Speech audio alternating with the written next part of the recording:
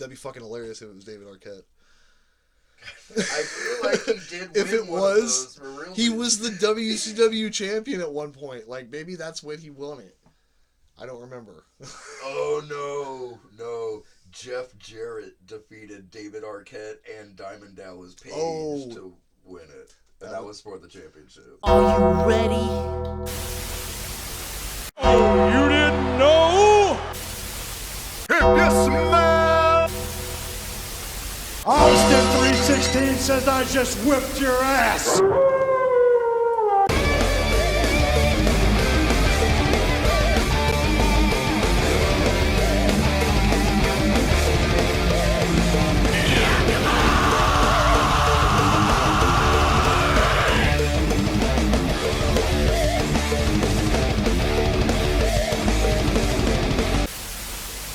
What's up, good people? Welcome to Buds, Bowls, and Backdrops. I'm your host, McTuggy, and with me, as always, my tag team partner, Big Ben.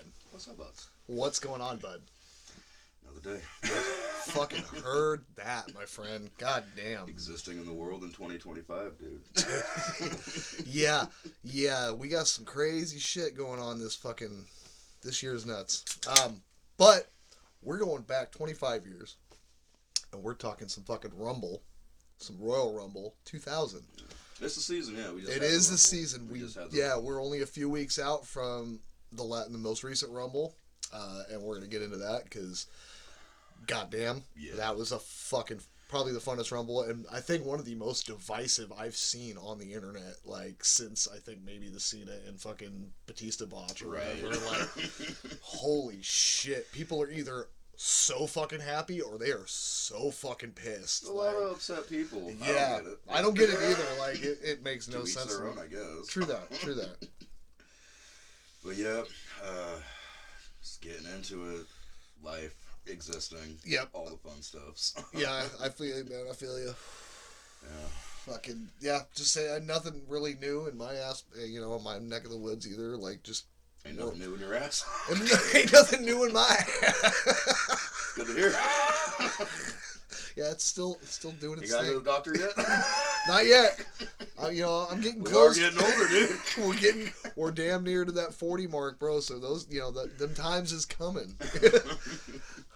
Phrasing. God damn. Oh, we are starting this off right, folks. Yes, indeed. It is, like we said, Royal Rumble season. Next weekend, hopefully I'll have this posted by either before or after is Elimination Chamber. So we'll find out, like, either what happens there. But yeah, again, we're talking Rumble 2000. Again, we just had the most recent. And which was fun, dude. It was. Just get into let's fucking get into it. Yeah, fucking Royal Rumble 2025, folks. Starting with the women's, that was cool. Start with the women's was a lot of fucking fun. I had my girl Bailey going for her second. Man, I was really rooting her on. It was a lot of fucking fun. She was in there for a while, dude. Like her, who was it? Fucking Io Sky was in there for fucking a good fucking minute. Yeah, I feel like wasn't like Roxanne Perez. Roxanne Perez was in there for at least 45 or more minutes, like plus, dude. Yeah, it was fucking impressive, dude. It was fun. Dude, it was fucking fun. Jordan Grace coming out like a little mini Scott Steiner. Oh my god, she came in like a beast, bro. Like, that was fucking cool. Yeah, and didn't she? I want to say, who was it? Did she like pick up like Nia Jax or something? She picked up, or no, it was it Piper Niven? I think it was Piper Niven. She picked her up and did what? Did she do a fall-away slam, or was it just a fucking, like, a body slam? I feel like she put her, like, completely up on her shoulder. Oh, maybe it was that, yeah. I don't really remember. Either way, yeah, she was over there showing her fucking strength, dude. Fucking beast. Fucking, yeah, goddamn, dude. Like, Alexa Bliss back. Alexa Bliss came back. That was dope. Did you notice what it said on the back? The jacket was dope. Yeah, fucking Fiend Forever, but little friends. Friends forever. Yeah. Yeah, that was so sick. That was a nice little fucking tribute to Bray. I thought that was dope. I did not expect that. And now, I was not expecting Alexa Bliss back. Yeah, no. I have like high hopes now for like what's gonna happen with the Wyatt Six. Yeah. Like, bring her back in the mix. Dude, why not? Yeah, it seems right. Like, she needs to be. And then obviously the Queen's back. I knew it from jump when I knew she was coming back. Charlotte was winning. Charlotte Flair, 100%. Yeah. We'll get right to that. She wins the Women's Royal Rumble. She came in at number, what was it, I think like 27 or something. It was later. Yeah, it was later. Exactly when. But yeah, goddamn, that was a lot of fucking fun. So she gets her choice of either fucking Rhea or... pretty sure she's going after Stratton. I think it's going to go... Yeah, I think she's going to go for Tiffany Stratton. Makes sense. I think. They're trying to push... Well, think about it. They're trying to push Stratton. She's already the other women's champion. So, like, you want to push this girl as somebody cool... Let her beat fucking Charlotte Flair at WrestleMania and put her the fuck over. But she's probably not going to beat Charlotte Flair because Charlotte's, Queen's back. Dude. Queen's back, dude. Yeah, it makes sense. Just in time for Mania season. You already know what's happening. We could bet money on that one all fucking day. Yeah, true that. But so like you said, we got Elimination Chamber coming up. Have you seen the women that are in that one yet? Yeah, we got Bayley, we got, who is it? Fucking Liv Morgan, Io Sky didn't qualify. It was Alexa Bliss. My girl Bianca. And Naomi. Both of the tag team champions are in it, so that's going to be interesting. Who are we forgetting? Because there's 6 Raquel Rodriguez. No, she lost, didn't she? Yeah. Yeah, she lost to Roxanne Perez. I don't know. We're forgetting someone. Somebody. Yeah, figure it out. Yeah, it's coming up next weekend. You'll figure it out too. Watch. Probably throw something up right here. Maybe, yeah. It might be just right there, right up where Triple H's face is, right there. But anyway, yeah, it's gonna be interesting. I'm stoked for that, and then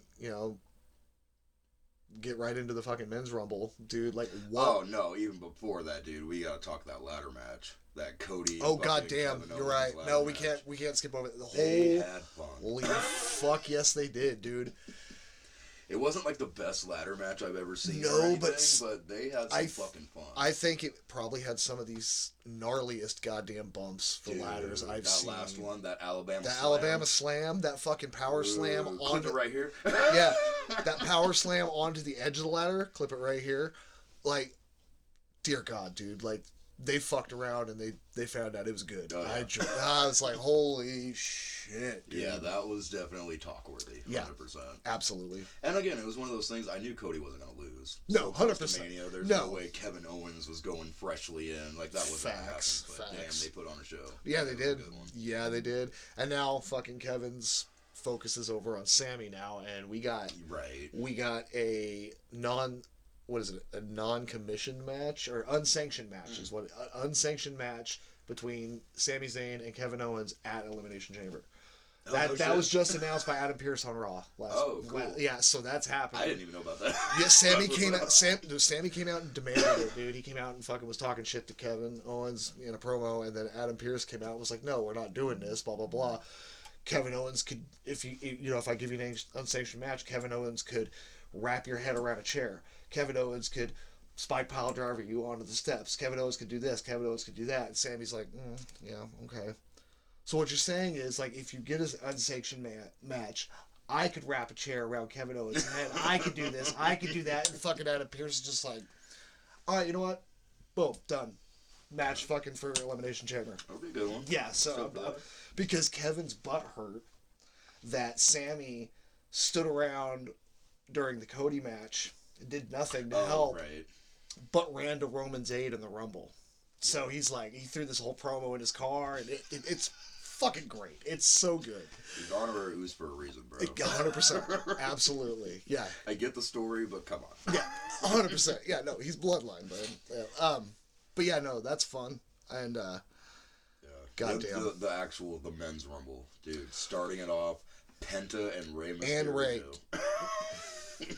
You got the legendary fucking Rey Mysterio, and then you got this new goddamn sensation Penta. He ain't even that new. And he's not new, but he's new to WWE. Yeah. But yeah, no, he's done shit obviously, but this goddamn, dude, he's fucking fun. Have you gone back and watched any of like Penta's shit from like Lucha Underground? I want to now, because that's right. That's where he's from. Is Lucha Underground. I watched one not too long ago. I can't remember what year it was, but it was him and Vampiro. Oh shit! And it was just like a deathmatch style. That's cool. I can't remember exactly what they called it, but yeah, it was pretty fun. Fuck yeah! Hell yeah! That's fucking cool. Vampiro old as shit, but still doing his thing. That's what's up. That's what's up. But yeah, great way to fucking start that, and then yeah, the controversy. Many people are upset that Jey Uso fucking won. Yeah. I don't get it. I don't get it either. Put in the comments below if you like what you are you mad that Jey Uso won, or are you happy that Jey Uso won? Because I stoked as shit. I stoked as shit for the boy. I loved it. It makes sense the way they've been pushing this dude. How you gonna give him main event fucking exactly the title main event Jey Uso? He's so fucking over. Like yeah. If Cena, all these fucking cocks that just wanted John Cena to win. Like, yeah, bro, it's not happening. It's John Cena's last Rumble. He should have won. No, this makes sense. Writing standards. Think about it. Like fucking Uso just beat Cena at his final Rumble, so he's got that on his card for life. Yeah. He defeated Cena at his final Rumble. Didn't fucking let him win it, and then that could lead on to later stuff with John Cena. He's talking about a 17th championship and whatnot soon. So like. I've seen a rumor, and it kind of makes sense to me. There's only one thing John Cena's never done. Turn heel. Well, I guess that is kind of true. Yeah, he's always been that baby face. Like, not when he was Thugonomics John Cena. That's where my mind went. Yes, but when he became the John Cena that everybody, fucking hustle, loyalty, respect, all that shit. The time is now John Cena. Yeah. Like, yeah. So... There's speculation that maybe that's what's going to happen. Cena's going to go heel somehow to get that 17th championship because this is his final run. So I was like, that could be fun if done right and written correctly. Like, yeah, I'm not sure how they would do it. I personally kind of think, and this is just my asshole opinion, of course, but like so many people think that like WrestleMania is it. Yeah. It's like, no, this is his tour, his farewell tour. Yeah. He's got an entire fucking year to do shit. Yeah, he's got. We still got money in the bank. Absolutely. Right. And I'm pretty sure he's in Elimination Chamber too. Right? Yes, he is. He's not going to win that either. No. Spoiler alert. No, yeah, 100%. John Cena's not going to win Chamber because it's who we got in there. We got Drew McIntyre, we got John Cena, we got Jey Uso. Punk's in it. No, Jey Uso's not in it. Uso's not in it? No, because he's already... Oh, he's already... Touche. No, you're right. No, Damian Priest. Damian Priest, that's who I was thinking of. Sorry. Isn't Logan Paul's in it, too? I think Logan... Ray. Yeah, I think... Which we were talking about this outside, dude. His new finisher, the fucking pulverizer, that's cool. Clip it there. Right there. Like, it's a cool fucking pretty move. Fucking... I give the guy props. He's got moves. When they're due, 100%. I'll say that right there, right now, because I could talk about that cocksucker all day. And fucking... It would just... Probably the worst episode ever, because it's just me ranting and raving about how everybody hates him. But anyway, so yeah, no, fucking, that's gonna be an interesting chamber. That'll be fucking fun. Oh yeah. But yeah, so many people divided about Jey, and I don't get it. I don't get it. I like that it's already confirmed he's going for Gunther's world title. Oh yeah, dude. Yeah. I'm gonna throw this out there. Gunther's not a good champion. I don't like Gunther. No, I think that's what I'm saying. I'm thinking this is the end of Gunther's reign. It needs to be. It needs to be. And if they don't write it that way, like, dude, like, what are you doing? And I'm gonna be that asshole. I'm gonna say it, dude. Like, he's above his tier right now. Oh, 100%. Like, in what I would have done, asshole opinion right here, give him the U.S. championship. Make it the fucking anti-U.S. champion because he's all fucking German. Imperium bullshit. Oh, yeah. It's like, he could rock that tier for a hot minute. Good while. He could be that heel that's all this fucking U.S. title. This is nothing. You remember when Lance Storm won the U.S. and turned it into the Canadian championship? Yep. It was a Canadian title, yep. Like, do something along those lines. Because that's when he was with Christian and someone else. It's the Un-Americans.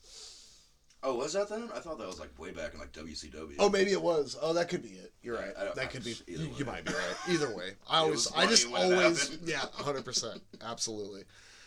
But goddamn, yeah, no, yeah. It's Jay's turn. It's Jay's turn. 100%. There's no reason. I mean, him winning at WrestleMania, beating Gunther, especially with all the shit Gunther's done recently in the last few weeks. Dude, just recently on Monday, Gunther came out, was cutting a promo. He walked through the crowd like Jey Uso did, talked shit to some little kid, fucking, who stood in front of him. It was when I saw a clip, the little kid stood in front of Gunther, and Gunther's like, get out of here, and just fucking kept walking. I was just fucking cutting a promo all the way down there, and like, he ends up making it to the announce table, and he hears something Pat and Michael Cole were saying, and he walks up and he goes, what? what, Pat? What, you think Jey Uso can beat me at WrestleMania? Blah, blah, blah. And Michael Cole's like, Pat, don't do it. Don't do it. You're going to get... Nope. And Pat's like, fuck this. Stood up and goes, yeah, basically, yeah, motherfucker. I think that Jey can beat... Paraphrasing, but yeah, motherfucker, I think Jay's going to beat you at WrestleMania. Gunther pulls off his shirt, puts the title down, goes to fucking... Takes like one step towards fucking Pat McAfee, and then Uso, dude, just fucking Jey Uso come fucking out. They had like 3 officials trying to block him. Like, nope. Jay's like, he fucking just fucking got underneath him, dude. Them zebras. Fucking hauled ass, dude. Got in the ring to start whooping Gunther's ass, and it was, yeah. I think that was when he announced, because Gunther, I think, got the hand on him. Maybe that was the week before. Either way, he's going after Gunther. I think it's Jay's fucking time. Like, I'm so pumped on Jey Uso. He's fucking awesome. It's well earned and it's time. Yeah, it's fucking true time. True that. Fucking yeet, motherfuckers. 2025, here we go. Yes, sir.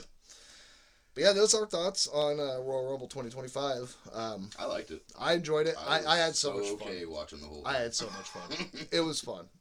I was sitting there on the couch just. I hadn't hooted and hollered in a while and watching it. And, you know, it's crazy because like this era now is going so well, and I think it might be because my daughter's so into it now too. But I haven't, and I've said it before on other episodes, like I haven't consistently watched in like 20 plus years. Yeah. Right? I'm consistently watching every week Raw. That's like what's up. Every fucking week. I'm with like Raw. Yeah, with my little. I'm like fucking Raw, boo. Let's do it. Here we go. That's and yeah, it's fucking awesome. Especially anytime, you know, her girl's Rhea. So like anytime Rhea's on there, I'll put it on while we're getting ready for school. Like, here's Rhea's part. I'll skip to that part. I'm like, here, watch that. Boom. And we'll just fucking go, dude. It's awesome. Yeah. Well, yeah. Fucking, let's jump back 25 years. Let's do it. We're going to time travel back to I need to smoke a little bit of weed first. We haven't even done that. We have not done that. And we just got straight into Royal Rumble. And we didn't even shout out our sponsors or whatnot. And sponsors? Well, why did I say that? We don't have sponsors. What the fuck am I talking about? Nobody paying us for this Nobody paying us for shit. But if anything, this will be the one that does get the money. That'd be cool. That would be It's the only one I can see getting. So what you smoking on today? Today I got some, I believe, if I remember correctly, it was called Danger Aura. Danger Aura? Aura, I think. Okay. Yeah, it's kind of a strange one, but it's one of the $20 ounces from Cannabis on Time, right there on 7th. Good shit. A little hairy, but I mean, it's good. Yeah, it's a $20 ounce of weed. So, that's gonna happen, right? Just think we come from a generation where we used to get fucking Mexi weed, bro. Like that nasty shit. You'd meet some asshole that you didn't know somewhere and just. I know a guy, man. I know a guy. Buying a five. I got $5, man. Can you give me a $5? Fucking yeah, dude. I know this guy, but you got to stay in the car. It's real shady. He doesn't trust people. All right, man. You sitting there waiting in the car for like 20, 25, 30 fucking minutes, and then finally your bud comes out. Like, here's your fucking $5 fucking bag of weed. It's like a tiny little nug with like fucking visible rocks and bullshit in it. And you're like, what the fuck is this? Fat fucking stones. But yeah, it's not the best looking. You can't really see it very well. God, it's so crazy to think about, especially back in the day buying weed. Like, remember your Dubs were like 1.7? Oh, you spent $20 on 1.7 grams. Yeah. And it wasn't good, like you said. No. It was some nasty shit. It was some nasty shit. And it wasn't until, like, we got to a little bit older when we got good connections with a couple of people. You have your buds, and you had the people that. One specific lady, I won't say any names or anything else, but that's. Yeah, we're not going to incriminate nobody. Nah, she was badass. Sure that's all I'm going to say. Oh, it's well far beyond shit's legal nowadays in damn near every fucking state. I remember having a homie back in the day. Well, I mean, still buds, but of course. He would sell just like the dollar points. Yep. Just if you just want a bong hit real quick, he'd sell you a little point. Right? Yeah, you got $1? Here's a bong hit, bud. Boom. There you go. And then he'd get really pissed off when you tried to buy 10. And it's like, well, you're just buying a gram. Grams cost more than $10, dude. Well, no, I just want 10 bong hits. Yeah, just that 10 equals a gram. Yeah, right? Used to piss him off so much. One guy I knew. You know him. I'll tell you who it is after camera. Off camera. Yeah. Had one guy that would come in consistently. I think he said like every fucking day and buy a quarter. And it got to a point where he would be like, dude, it would be so much cheaper if you would save that money up and buy like a half ounce or an ounce. Right. Like, you would save much more money and you wouldn't be coming in here every day spending $60 fucking dollars. Because, $60 a quarter. But goddamn, like... Honestly, are we talking QP or Q ounce? Q ounce. Oh, okay. I mean, not quarter pounds. Quarter ounce. $60 ain't that bad. That's not terrible. No, it was one of the better... It's kind of a good deal. No, yeah. Even by standards of back then, like, that's kind of a good deal. No, even, for sure. Well, I mean, also think about, difference in pricing nowadays and compared to then, but even still, again, shit's legal. You can literally walk to any goddamn corner. Oh, my God. In Eugene, they're fucking everywhere. Everywhere, man. You say, was it the Cannabis on Time that you went for that one? Yeah. Yeah, I ended up going down to the Emerald City. It's just right there on 6, kind of like before you get to the bridge type shit. Yeah, I've driven by it, And I just bought a bunch of random joints. And so this one I got, this Maui True Blood. Okay. From Chubby Cat. I love the fact there's a farm called Chubby Cat. I that love makes my heart happy. But so this woman, when I'm buying this, she was like, and it's a joint, you know? Yeah. She was like, so just so you know, you might want to like smoke this with a pipe or something because it's gonna fall out a lot. I was like, oh, is it just because it's cheap, blah blah blah? I was like, well, it's basically just all keef. I was like, so you just sold me a joint full of shit that I can't just sit and puff on like a joint. Like you're telling me that I need to put it in something else. She's like, yeah. It's like, okay, well then give me a bunch of these other ones that don't do that. So I also got some candied lemons. Okay, all right. Which should smoke fine. Yeah. But I'm gonna give this one a try with you. Just keep fucking pipe handy. No, I'm fucking down. Let's try this fucking full-on keef joint, folks. Chubby Cat. Chubby Cat.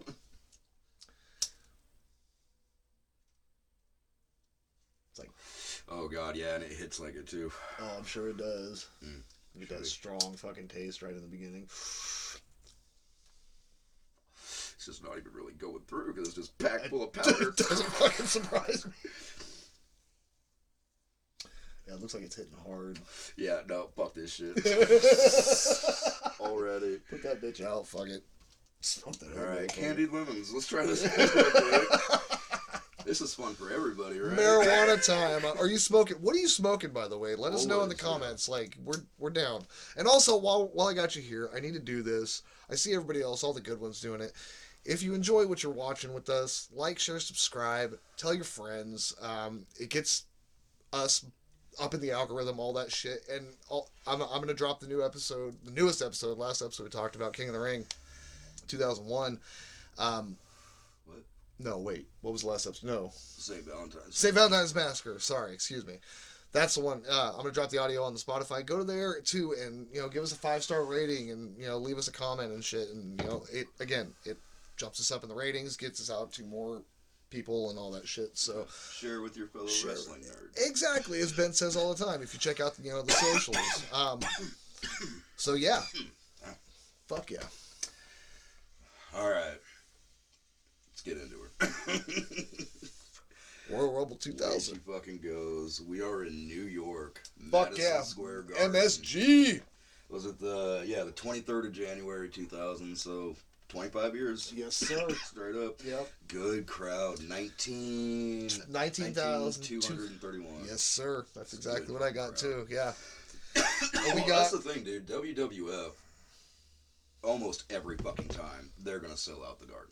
Yeah. Like, that's their home. Oh, the Garden. It's 100%. Their unofficial home. Oh, yeah, dude. Home, I mean, that's where so many iconic fucking moments have happened in the WWE, too. And, there's nowhere else in New York. You're going into New York to fucking put on a show, like, especially a show as magnitude of the magnitude of this. Fucking stoner moment. That'll happen. I've only hit this bitch once, too. With an event with the magnitude of this, you gotta have it at Madison Square Garden. Yeah, so and every time they're selling it out. Absolutely. Whether they do or not, I don't know, but they're gonna say they did.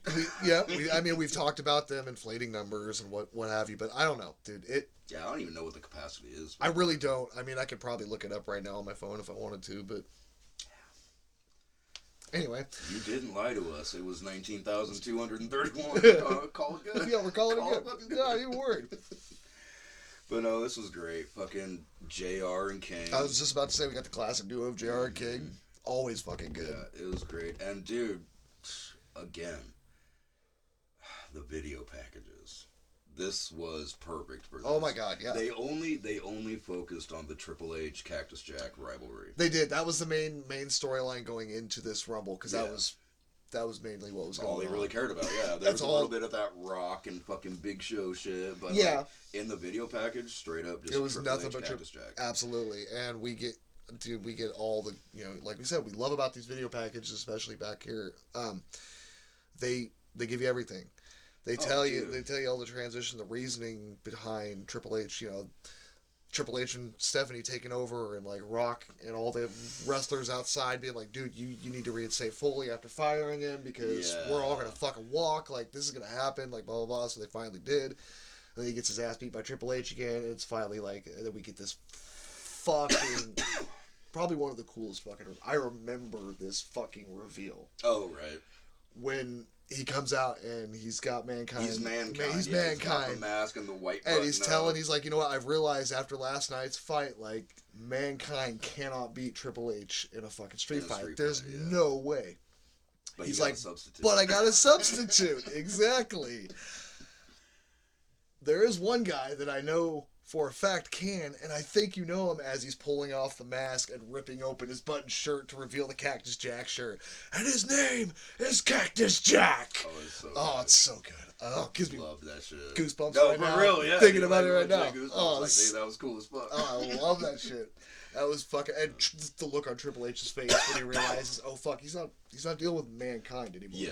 He's dealing with fucking Cactus Jack. And this and this is a like whole nother level of Mick Foley. The beauty of this fucking video production is, like, as they were doing that, they were showing you clips of Cactus Jack in Japan doing the fucking deathmatch. The death matches. They were showing, like, this is why Triple H is scared. Like, it's that fuck. That's what I'm saying. It's not the have a nice day Mankind. Dude. No, this is a like, whole fucking different level of Foley we're getting here. This is story. So fucking good. Like, yeah. God, props when they're due all fucking day. And then, classic, we go to the, the fucking Royal Rumble thing. Yep. 1-800-COLLECT proudly presents 1-800-COLLECT, dude. Last time you thought about that one. Oh my god. Because we did one with the WC. It was like 10-10-220. It was 10-10-220, and then there was. I want to say we did another one that had 1-800-COLLECT promotion too. But yes, this was a goddamn thing back then. Like, not everybody had cell phones. People still had home phones. Like, you wanted to call. You wanted to fucking call your grandma who lived in North Carolina from Oregon. Like, you got to pay that long distance fee. You got to pay that extra money, and then your parents are gonna be like, dude, you can only talk for like 10 minutes. Yeah. Fucking bullshit. But there are these really cool numbers that'll give you a little discount on that right? You call 1-800-COLLECT, you call 1-800-CALL-ATT, whatever the fuck, all these. I remember doing it from payphones. You can get a free call from a payphone. You know what a payphone is? Put down in the comments if you know what a fucking payphone is. You can get a free call instead of paying 50 cents for, well, it was 25 cents. And then I remember it going to 50 cents. After a call. After a certain amount of time, it goes to 50 cents. Per whatever X amount of minutes. When's the last time you saw like a payphone in the wild? Actually, it's been a few years, but one I can specifically remember is me and Crystal were on a casino date, and we were at the hotel we were at. We walked back in from smoking, and there was a fucking payphone just on the wall, just sitting there. In the casino? No, in the hotel we were at. Oh, in the hotel. In the hotel we were at, just sitting there, like, just totally operational. Had the fucking coin slots. I was like, what? In a hotel. That's in a fucking. It was weird, bro. I was like, that's strange. But yeah, no. When you got to your hotel room, was there a phone? I want to say, yeah, we had a phone too. Yeah, it was just like, it was right so there they next. Encourage people who aren't staying here to come in and use their payphone. It seems like it. I get it's right next to the exit. It's interesting to me. Because we walked out. Because I remember we walked out to go to this like little smoking area and sit down and shit, and then come back right in, and there's the fucking payphone right before the elevator to go up to our rooms. And yeah, it was strange. It's weird. Oh, that's so good. Thank you, 1-800-COLLECT. Proudly presenting Royal Rumble 2000. Oh, I love it. So yeah, we're just getting the welcome, Madison Square Garden, all that fucking stuff. Howard Finkel. right? No, well, Not yet. it was just JR. Oh, it was JR and King, right, doing but that. Yeah, Fink, right. This is totally Fink years. Oh, yeah, absolutely. We see him a few times. There was this one thing I liked. I saw it was one of those multi-person signs, so with a bunch of people holding one, and it was Jerichoholics Anonymous Row. Yes. Oh, Jerichoholics. And he was popping, dude. When we get to it, dude, he was yeah. People were loving him, especially later on. Fucking 1,000. Let's go. Let's fucking go. Yes, sir. Absolutely. So we're getting into this thing. And we got our first match coming up. Now, I liked this because I looked it up, obviously. Yeah. But then, as I'm watching it, I realized they're doing it's Kurt Angle versus To Be Announced. Yes. So we don't know who the fuck. We don't know who it is when you're. Yeah, I noticed that too. Who the fuck it was? But I looked it up on Cage Match, like I do, and I was like, oh, he's going against Taz. And then when they announced it, I was like, oh, I wasn't supposed to know that. Yeah. This is the debut. Yeah. This is the WWF debut of Taz. That's right. And as you notice, this is ECW Taz. Oh yeah. The singlet, the fucking towel, it was him. He was beastly. Yeah, he came out and fucking Kurt Angle, man, looking young as. I mean, he's obviously 25 years younger, but right. Hair and everything, like goddamn. Like way before Perk Angle was a thing. Yeah. No, this was fun, dude. Like the not knowing kind of thing, just trying to get into that story and shit. And Angle just on the mic. Yep. Talking shit about like the New York Knicks and how he'll be your champion for one night. Burr. Right. And then as soon as that shit started and they saw that 13 with the fucking tribal. You hear that fucking heartbeat monitor going off and the pop. Especially from the Red Hook district of Brooklyn. Oh, yeah, dude. Another pop for that one, dude. Sir. New York, let's go. You guys are fun. Yeah, dude. Yeah. They were fucking so excited and fucking that is straight up New York, fucking New Jersey. That is ECW country. Yeah. Like 100%. Yeah. They loved it. Huge pop. No matter what was happening in this match, Angle on top, bunch of boos. As soon as Taz does something, fucking everywhere, dude. Yeah, Angle was so hardcore heel right now. Like he was so hated. Well, and just everybody loved Taz. And everybody loved Taz. And again, Taz the whole in New time, York, dude. true. Yeah. Like, but goddamn, it was fucking fun and quick. Because they had a whole thing going on here. I guess apparently Angle has been undefeated since his debut yet. So he hasn't been beaten. And then Taz comes out, his fucking debut, and dude, he just puts the fucking numbers to fucking Angle, dude. And it's like, I put squash match on my fucking like question mark exclamation point. I understand. Like, because it was quicker. It like, as soon as it started, I'm like, boom, looking up, watching. I think I went like to pet Apollo and like looked up and I'm like, oh fuck, he's tapping out. Oh. So yeah, he gets him in the Taz mission, which fucking badass fucking. It's like a judo choke or like something. You like hook the arm, one of the arms right, and then come behind the neck, and then come up like this. So you got him fucking one arm dangling. Yeah, it's a fun one. It's a fun one. I've put my brother in that a few times. He's put me in that a few times. It's happened. Yeah, like but yeah, he fucking chokes out Angle, and then so they bring the stretchers in because he's out. He's not getting up. The ref's like, fucking come on.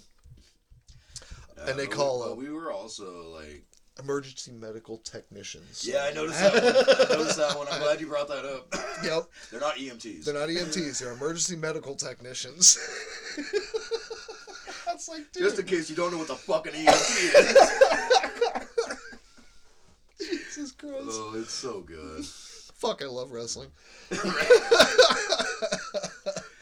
No, it was quick, but we were getting the stuff, so we were getting the belly to bellies, we were getting the Tazplexes. Oh yeah, it was fun, and you'd see like a second rope Tazplex. Like, yeah, that was fucking cool. yeah, dude, it was fun. Yep, just he passes out basically. He doesn't answer the three. Nope. Yeah, drops his arm the 3 times. That's what it was. Yeah, and he was out, and fucking Taz wins it by submission. We'll be circling back. Don't you worry. Like we'll get back to him eventually. Oh yeah. But as of right now, he's just out. Yep. Yeah, he's out. Oh yeah. That's right. Because there's a backseat part coming up soon. Yeah. That shit's funny as fuck. Yeah, dude. Fucking 3 minutes and 16 seconds. Yeah. Quick. Like 3:16. That's funny. Questionable squash match. Right. Like, but yeah, no. I mean, it wasn't like less than a minute. Like, that's, less than a minute. That's a squash match. But, like, at the same time, I was like, damn, like, this is how they're doing Kurt. But I guess that's a way to fucking, like, bring up fucking storytelling, too. The storytelling, too, and bringing up Taz and the way, showing how this badass motherfucker from Brooklyn coming out of ECW, like, this is what he does. Like, this is who he is. Yeah. And then 5 stars. 5 stars. Have you seen those movie reviews of that guy? The Massachusetts guy? Yeah, dude. Guy does some things and does some other things, and then 5 stars. 5 stars. So good. That's good shit. Then we go backstage and we got yep. young ass motherfucking Michael Cole. It is young Michael Cole. Oh my did God. he have the frosted tips yet? Not quite. Okay. Not almost. He's almost there. It's I think about 2000. Be like 01, 02, yeah. something like that. But yeah, no, interviewing the Hardy Boys with Terry. I forgot this is like fresh off the Terry Invitational tournament that they had against Edge and Christian for Terry Runnels' managerial qualities. TNA. Tit, if you didn't get that anagram. They were so gnarly back. I saw some of the signs, man. Yeah. Fucking Jesus. I didn't write down as many signs this time. I saw honestly, one. It was that big Jerichoholics one. Yeah. I popped for that one. Yeah, for sure. But yeah, so like they're telling him, he's interviewing him about the match and coming up because they're going against the Dudleys. The Dudleys. First ever. The inaugural table match. Yes, and whoever gets put through a table gets eliminated. Blah blah blah. Which I'll get into that when we get there. So I got a problem. Me too. Thank you. Yeah. I do. I hope we have the same problem. Probably the same problem, or at least pretty goddamn close, because there's a few things where I'm like, yeah, we'll get into it. Yeah. Anyway, so that's coming up. So match number 2 starts to be like, oh, we're gonna go out and bro, and Jeff's like, no, Terry, you're not coming out. You got to this is gonna be the most dangerous match. And fucking Terry's like, all right. Yeah. So she's staying backstage. She's not coming out for this one. And but then we go back up to it and we get that fucking Dudley's music. And we got the fucking Dudley boys coming out to some bows. They come on and fucking they get up on the mic. Bubba does his fucking stutter and shit. Oh God, yeah. I know he said some shit. I can't remember. This one was baseball. Yeah. He was saying I wrote that down. Yeah. They were talking shit about some sort of baseball. I don't know if it was a player or a coach or something. Some shit like that. Yeah, I don't know. I couldn't tell you. All right, that works, I guess. New York people, here we fucking go. It got some boos. I mean, they were that heel tag team from ECW. Again, obsessed with fucking tables. I'm sure this is right before or right after Bubba fucking putting every goddamn woman in through tables. I'm sure we've mentioned that before. I feel like it's getting pretty close to. Probably getting pretty close to. Getting close to that time. I think it's getting close to that time. I don't think it's quite hit yet. Yeah. But I don't know, because Mae Young's there. Oh, dude. So it could be that time. I don't know how long Mae Young was going around that time, Yeah, we'll get into that. That's something I forgot. That's something I completely fucking forgot about, and I'm really glad they did what they did on Peacock. God. Right. Damn. But yeah, so Dudley's come out, they fucking blah blah blah, talking shit, and then the Hardys come out. Yeah. And then they just start going at it. Yeah, just start brawling. Dude. Just start brawling right off. And we get our good classic spots. Bruh. We get some fucking chair shots. We get some gnarly chair shots. Oh my God. I put it right Bubba's here. the man, dude. That one Matt Hardy gave to fucking Devon in the beginning, dude, was so fucking unprotected. Just straight on his dome. Just no. He didn't even put no hands up. Oh and my! It popped. It popped so hard. Everybody loved it. Oh, it was so good. And there's so many chair shots in this fucking just overall in this pay-per-view. I love it. Yeah. Dude, there was some fun stuff like Jeff running the rail. Yep. And then just table to your face. Yeah. Fucking pulls the table right into him. Oh, it's so good. Yeah. And then, some shit's going on. I feel like it was kind of early. Who was it that went through first? I want to say Bubba went through first. I feel like Bubba went through first. Oh, unless you're referring to Matt and Jeff falling into the table. No. That's what I'm talking about. Okay. So I just didn't realize it had happened yet. Yeah. These motherfuckers pull a ladder out. Yeah. Yeah. And I'm gonna say, a lot of people have said, dude, this is the first TLC match. Pretty much. It Yeah, because really there was tables, there was ladders, and there were fucking chairs. They and just there called was it the a lot table. of it being used. Oh my god. Holy shit. Like, everybody picked up a fucking ladder, or I mean a chair at least at one point. Oh, and every single one of them, yeah. Yeah, it was... Yeah, God. they were all playing with God tables. damn. And, Yes, sir. Played with the fucking ladder. Fuck yeah. That first one was fucking Bubba on the table. Yep. Fucking Matt up on the ladder.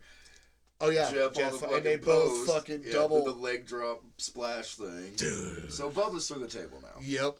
He's eliminated. I'm not going to get to it quite yet, but this is my quorum. No, I feel you. I have a feeling I know what you're going to talk about. I do. So after that, we ended up getting just some stuff and things, and I feel like Devon put like Matt through a table, right? Wasn't that I want to say, one? I feel like that's. I have to have it written down. I want to say that's coming up. Yeah, right before. Yeah. So they had I just watched this last night. I should know. Oh, really? I did. I just watched this. I watched this a minute ago. I finished. I just finished the main event and the Rumble today. Nice. So, but yeah, no, like. So basically, they had set up another table. Yeah. And it was like on the railing and the ring kind of thing. Right. Devon's on that. Matt tries for the fucking leg drop. He moves. He goes through that. Oh, that's what it is. Immediately, fucking Jeff suicides through, and then he moves again, so they put themselves through table. Yes. Okay. So that doesn't count. Nope. Yeah, they said it's got to be an offensive Yeah. move from your opponent. You can't eliminate yourself by going through a table. Yeah. Yeah, so Matt sets up Devon just on a table, Yes. and fucking Jeff swantons. That's how Devon gets his elimination. Is that when he swantons off the top? No, that was to Bubba. That was Bubba's elimination. Okay, Devon was first. You're right. Okay, Yeah. so that's what it was. You're right. Okay, he swantons him to the table, and then they go outside to the front area. Yeah. Well, no, it's the opposite direction. It was just a random aisle going. Oh, was it just okay? Yeah, it okay. wasn't the actual like entrance thing. Okay. But yeah, they went there. They set up the double tables. The double tables, and they had the one behind it just waiting. I don't know like what the plan really was. No, I don't either because Bubba being up there with Jeff. yeah. I I was running that through my head too. Like when they were both going up there, I was like, wait, I know if this is the spot I'm thinking it is, which it was. I was like, I don't remember this going this way, but go ahead and continue. Yeah. So basically, they have the shit set up and just gnarly fucking chair shots to Bubba, and Bubba falls through the table. Yeah, just. So that's Bubba's elimination. Right. So now so at this point we are at Matt Hardy has been eliminated. Yep. And Devon. Bubba's been eliminated. Oh yeah. Okay. So at this point, that's when they put Devon on that table. So what the fuck am I thinking of? Did I just fuck up a minute ago? Yes, because Bubba got eliminated first for the Dudleys through the one being knocked down, I believe, and then they set up Devon on the other table. But Devon was already put through a table. I Was think it Bubba that they did that to then? Because that's why him falling didn't count, and that's why they had it. Oh, was it? It was Bubba.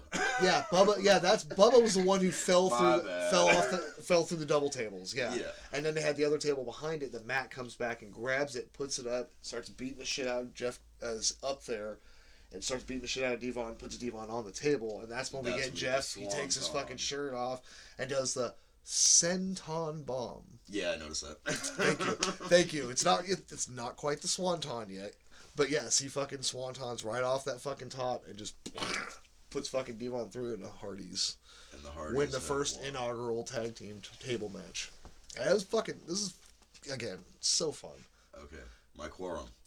Okay. Multiple times, and Yes. including Fink. Fink did it, and like JR did it. Like it's Right. been said multiple times. Right. You have to put your opponents through consecutive tables.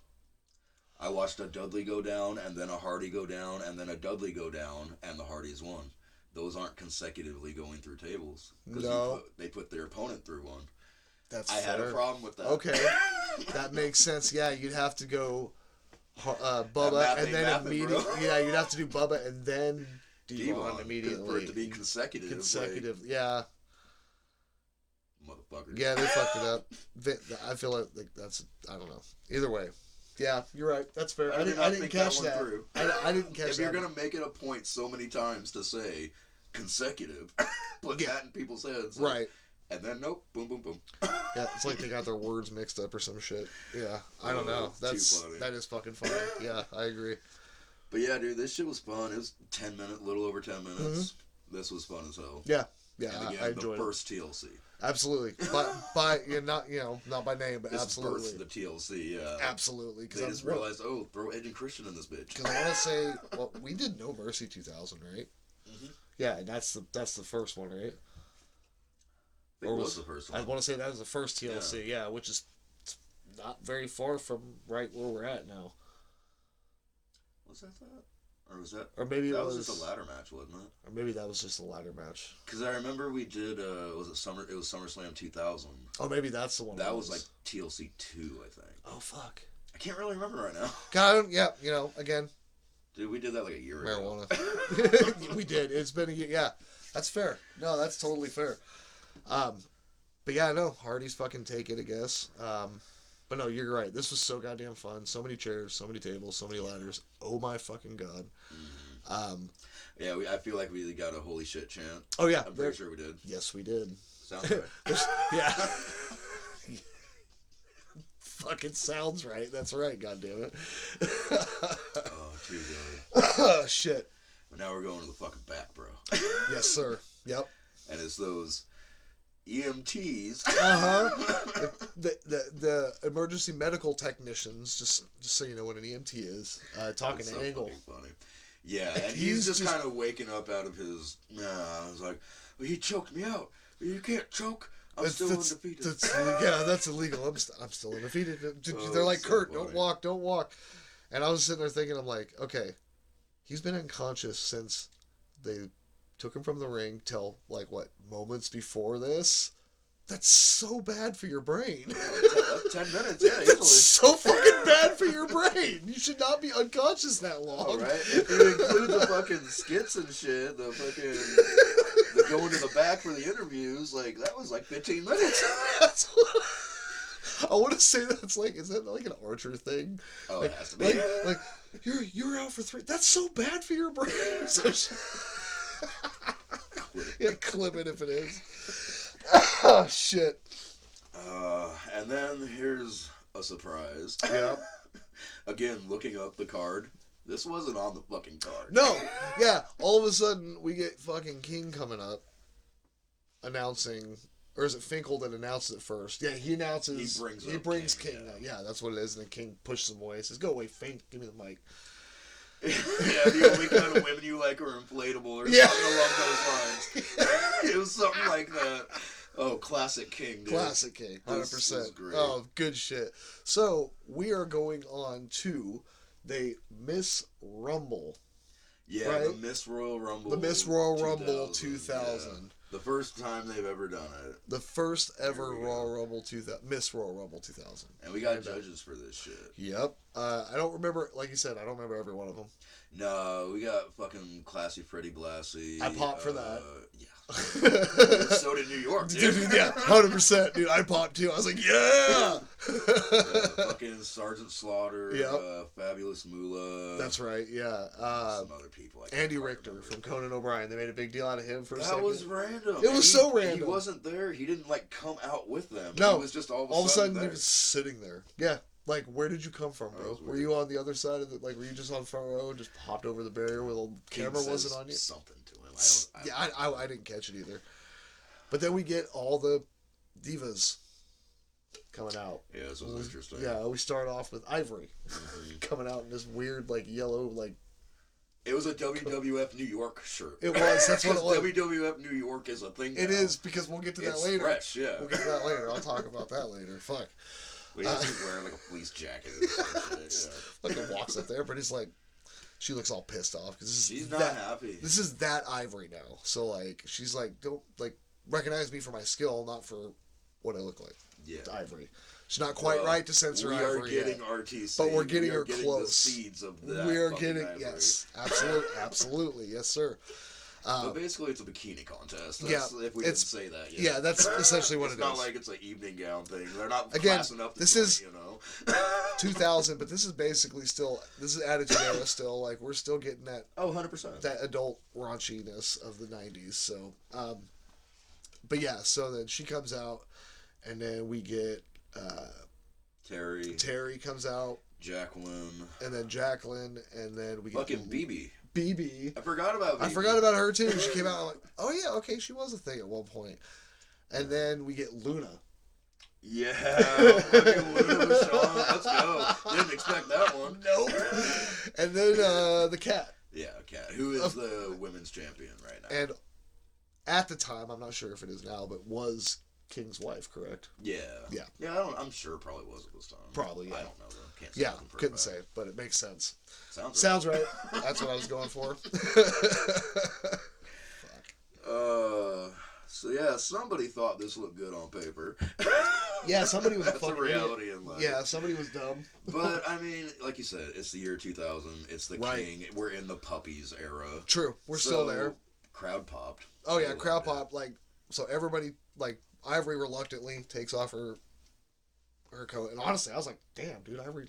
Okay, yeah, you're not bad looking, girl. Like, don't be afraid to flaunt it. Like, you look pretty fucking good." No, again, we're planting seeds for that Fact. RTC. Ivory. Yes, and then everybody sequentially goes first. It gets to Luna, and she's like, "I'm not taking this off." Oh yeah, Luna. I think, but she also was wearing like a see-through kind of. She was wearing like So she had the lingerie on, but you can see it, and that's what she gets at. I think JR says, "Oh, I guess you just what you see is what you get." Sounds right. Oh, dude, yeah. So we were talking about this outside because King's up being the fucking master of ceremonies for this shit. JR's by himself on commentary, and you get so many just good lord. Oh my. Oh Lord. Oh, it was so good. But yeah, then we get to the fucking Cat, and Cat's just wearing bubble wrap. Just bubble wrap, dude, and it pops. And King wants to pop it. Kid's like, I want to pop it. Can I pop it? Oh, so fucking good. God damn.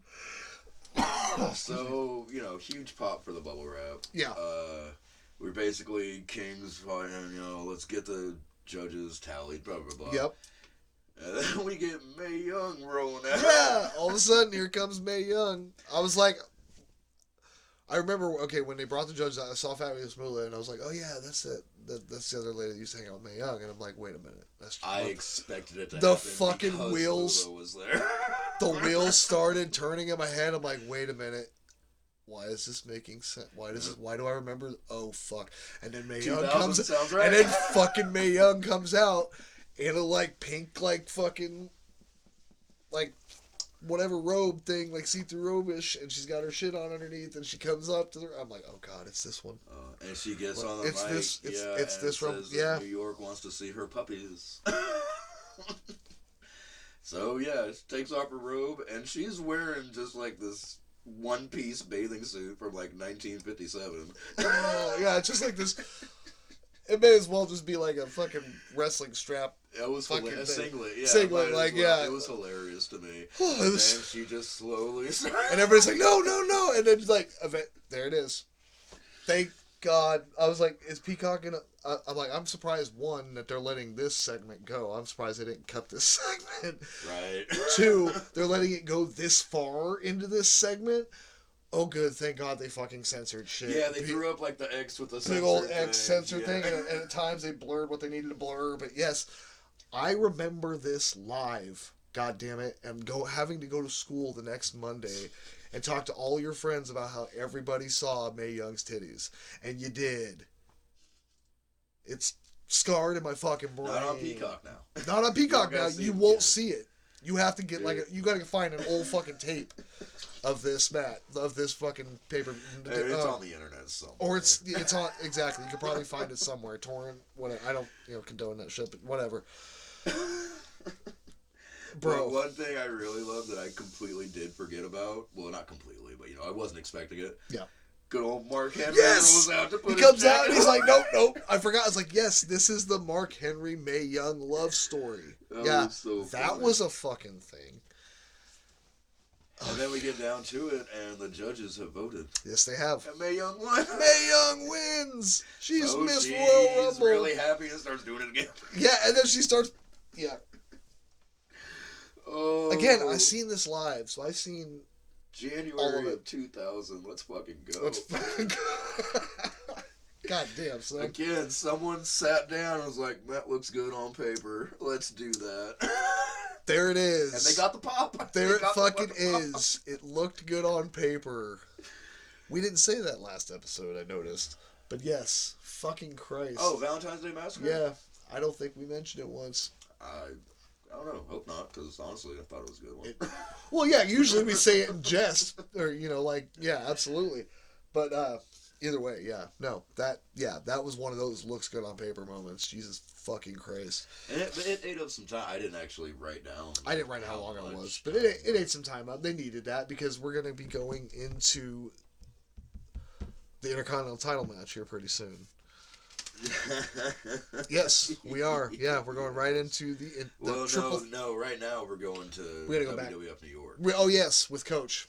Yes. And I believe it's fucking tuxedo. I think that they were saying like he was new. Like yes. This was like his. I want to say this is one of his first interviews, debut, on screen. Whoops. Yeah. Type deal. Yeah. That's what it sounded like. Young looking Coach, man. I mean, again, it's 25 years ago, so everybody's 25 years younger. Obviously, I'm stating the obvious. Sorry, marijuana.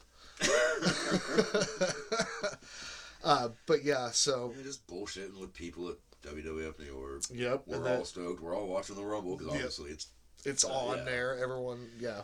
So yeah, that's how that goes, and then we're going to the back, with Jericho and China, co-champions of the Intercontinental title. I forgot that was a thing too. Almost, I was like, oh yeah, I know we've brought this up before. We have for sure, yeah. But yeah, dude, we're in that time right now. Yes, sir. And it was fun. They were fighting over who gets to take the belt to the ring. Yeah. It's me. No, I think it was Herb, right? Yeah. Or Hebner. I feel like it was him that just came and was like, "Oh, I'm just taking it." I think that's what.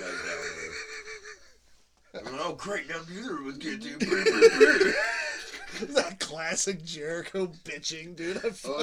China was holding her own too. Yeah, no, she was holding her own. That's why I mean, it was great. I've heard stories from Jericho about how like stiff China is to work with, and blah blah blah. But on camera, shit like that, those two worked great. Yeah, they're fucking funny as shit. And Jericho made it work, and China did her own. She's fucking. Rest in peace, but goddamn, this is a fun one. Yeah. And I don't remember the reasoning behind why Hardcore Holly is specifically in this match with them. I don't know. Did he become number one contender or something like that? I don't remember. Again, we don't research. Exactly. It sounds right. And while he wouldn't face just one of them, because they're co-champions, so he'd have to. Oh yeah, you have. If they're co-champions, you got to fight the co-champions. Yeah, exactly. The fact that that's a thing. All right. Yeah, I mean, it is fun, and 100%. But yeah, Holly of all people didn't quite expect. I wasn't either, and I was thinking, wow, was he really that? I mean, Intercontinentals, that's the belt right below World Heavy. They were thinking of him. Yeah, I remember him being in that contention. 100%.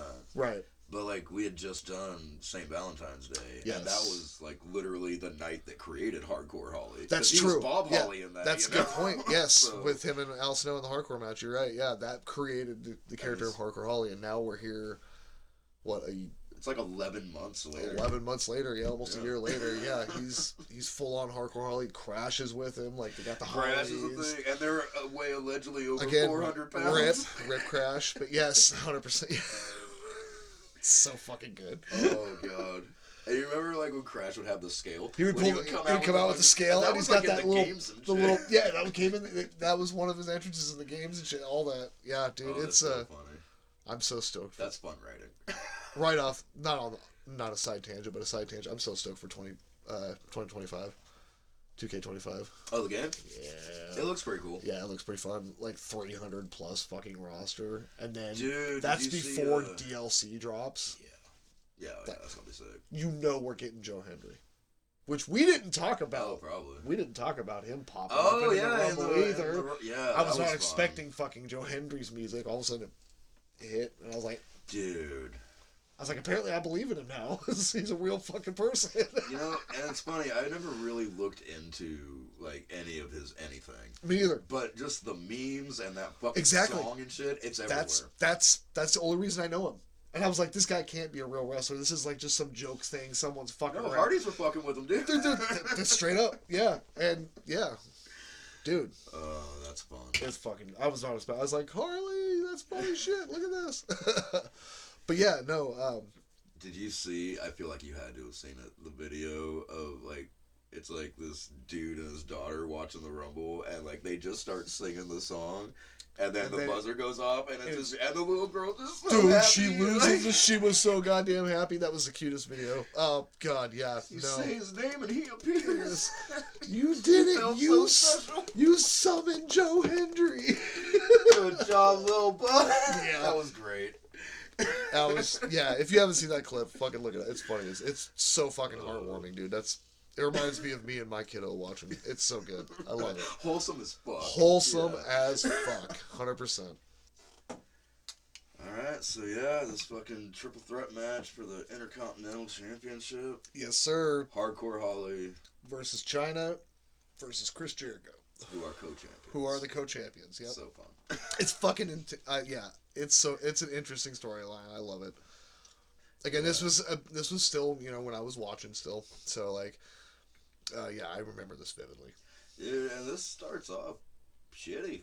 It really does. Holly just straight up just palms China's face and throws her to the fucking ground. And then it turns into a fucking slap fest. Dude, oh my God. Like Jericho and Holly slapping, and then China gets up and slaps fucking Holly, and then slaps Jericho, and just lots of slapping. Lots of slap. And slap fest. We'll talk about it when we get into it, but there's so many slaps, and then chairs, and then nut shots. Yeah. We'll get into that. God damn. There's some low blows. There's quite a few low blows. I mean, throughout this whole fucking pay-per-view. That's what I'm saying. Throughout all, yeah, exactly. Like, haven't really seen it yet too much. Not yet. I think there actually a couple. At least one is coming up in this one. I'm pretty sure. I mean, we got China. Yeah, no, she she does that. Yeah, that's one of her moves in her repertoire. Did I say that right? I don't know. Yeah, there was some fun stuff though. Fucking Holly had China up on his shoulders. Yeah. And Jericho was up on the top rope. Yes, and immediately I went to Doomsday Device. I was thinking the same thing. He's gonna do a Doomsday Device, but no, he jumps and does a cross fucking body though. Crossbody. Still looks sick, dude. Yeah. Like that was I immediately thought the same thing. I was like, Doomsday Device right there. Like, here we go. Oh no, it's crossbody. Okay. Would have been cool. It would have been so. I was hoping cool for little nod. I was hoping for. I was like, oh, is this really happening? But yeah, we get lots of just pin attempts. Yeah. Just going to twos. Yeah. There was at one point, Holly like grabbed a chair and China just kind of like missile drop kicks right into his face. Yeah. Yep. A pretty good fucking I want to say superplex off the top rope to China. Yeah. From fucking I think it was it China to Holly or Holly to China? I can't remember right off. I feel like it might have been Holly. I think it was Holly to China. I don't remember either. I just again. Do you? Yeah. I literally again just watched this yesterday, but I watched this weeks ago. And then I watched. We'll get into the main event and the Rumble today, so that'll be a lot more fresh in my mind. Right. Yeah. But yeah, fucking dude. Yeah, there was a fun one. I don't know why it like seemed really out of place. Yeah. But Holly like gets up and tries to do like a Hurricane Rana, just a standing Hurricane Rana to Jericho. Yeah. And Jericho just kind of catches him and just turns it into that fucking walls. Gets him in the walls, Jericho. Yep. And then I feel like China broke that up. China came back. Yeah. Clothesline Jericho from behind and all that shit. Broke that up real fast. Yeah. Then we is interesting. Was it still being called the Lion Salt? When he would do that second rope? I assume so. That's what I because the Lion Tamer is the Walls of Jericho. That's so, true. They still call it the Lion Soul. I thought. But either way, he does that. Yes, to China, and it's a pretty far one. Yeah, like she's a little bit further than like normal. Like he still fucking got it. Just got it off perfect, and it looked good. It was awesome. He was cruiserweight champion for a long time. Yeah, 100%. A decent amount of time. You know what I'm saying? Yeah, true. China gets that cool fucking springboard and fucking elbow in the corner. That's that backflip. Fucking thing she does. Bam. That always looks classics. good. And I'm pretty sure she low blowed Holly. Like that makes sense. That makes a lot of sense. Fucking low blow. Oh yeah.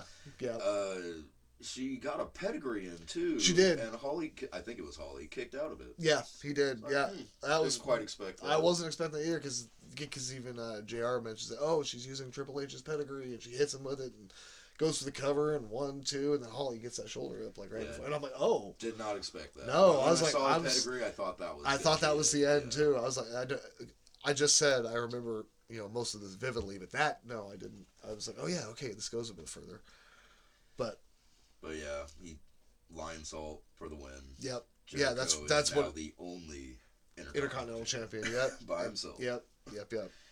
And dude, we didn't even really say it, but like in the beginning, had his fucking mic, the pop for one. Once the fucking countdown started. Oh yeah, pop. Yep. Everybody knew. Had his mic. Madison Square Jericho or whatever. It was something Madison, like that. Or some bullshit like that. Madison is Jericho or some shit like whatever. And this was that time where he'd be like, again. This was that time. That was fun. I love him on the mic, dude. He was so good. His pronunciations, the way he like I said, I remember seeing him at a Raw house show at Matthew Knight.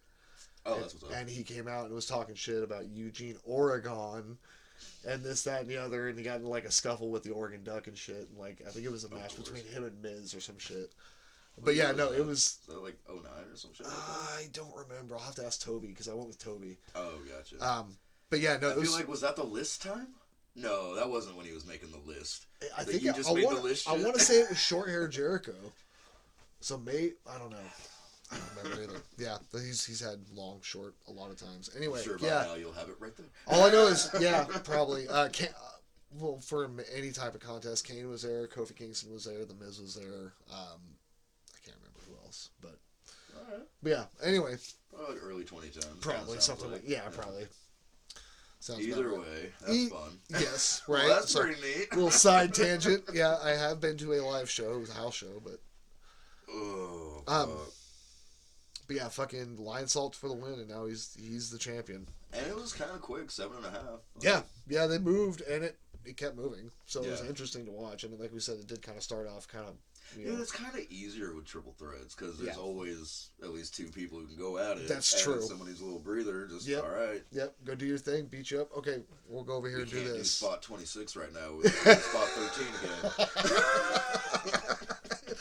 Get the fucking stairs again. Oh, need a fucking break, bruh. Like we've said before, guardrails. Guardrails. I don't know what to do. Guardrail. All right. Steps. Nope. Steps. All right, go up. We're going outside. Go to the announce table. Slam my head. That aren't foreign objects. They're just part of the fucking rig. Use it. I know. I love that. That foreign objects. Like, is it really a foreign? Where did it come from? Dude, I missed that. Like, that was like a mid-90s kind of into attitude, but like, they used to just, foreign objects. Yeah, that was the thing of Ready to Rumble. Foreign objects! That's gonna be so much fun if we actually do that. I hope that happens. Oh, that's so good. My goodness. Yeah, like I said, I'm just waiting on an email from them. So we're gonna go to the back, though. Yeah. We got Cole again interviewing The Rock. Yep. This is straight People's Champion, right? Yep, straight up. 2000. Yes, sir. See, this was actually really funny to me. He only had 2 concerns for the Royal Rumble. Do you remember his 2 concerns? Crash Holly and was it Headbanger Mosh? That's right. If I could get past them, The Rock just might have a chance. Oh, so fucking good. Fucking chirping them so fucking hard. Jesus Christ. Oh, God. Oh, classic fucking Rock. Good shit. Just talking shit. Pushing fucking Michael Cole out of the way of the camera and taking the mic. Fucking blah, blah, blah. If you smell, blah, blah, blah.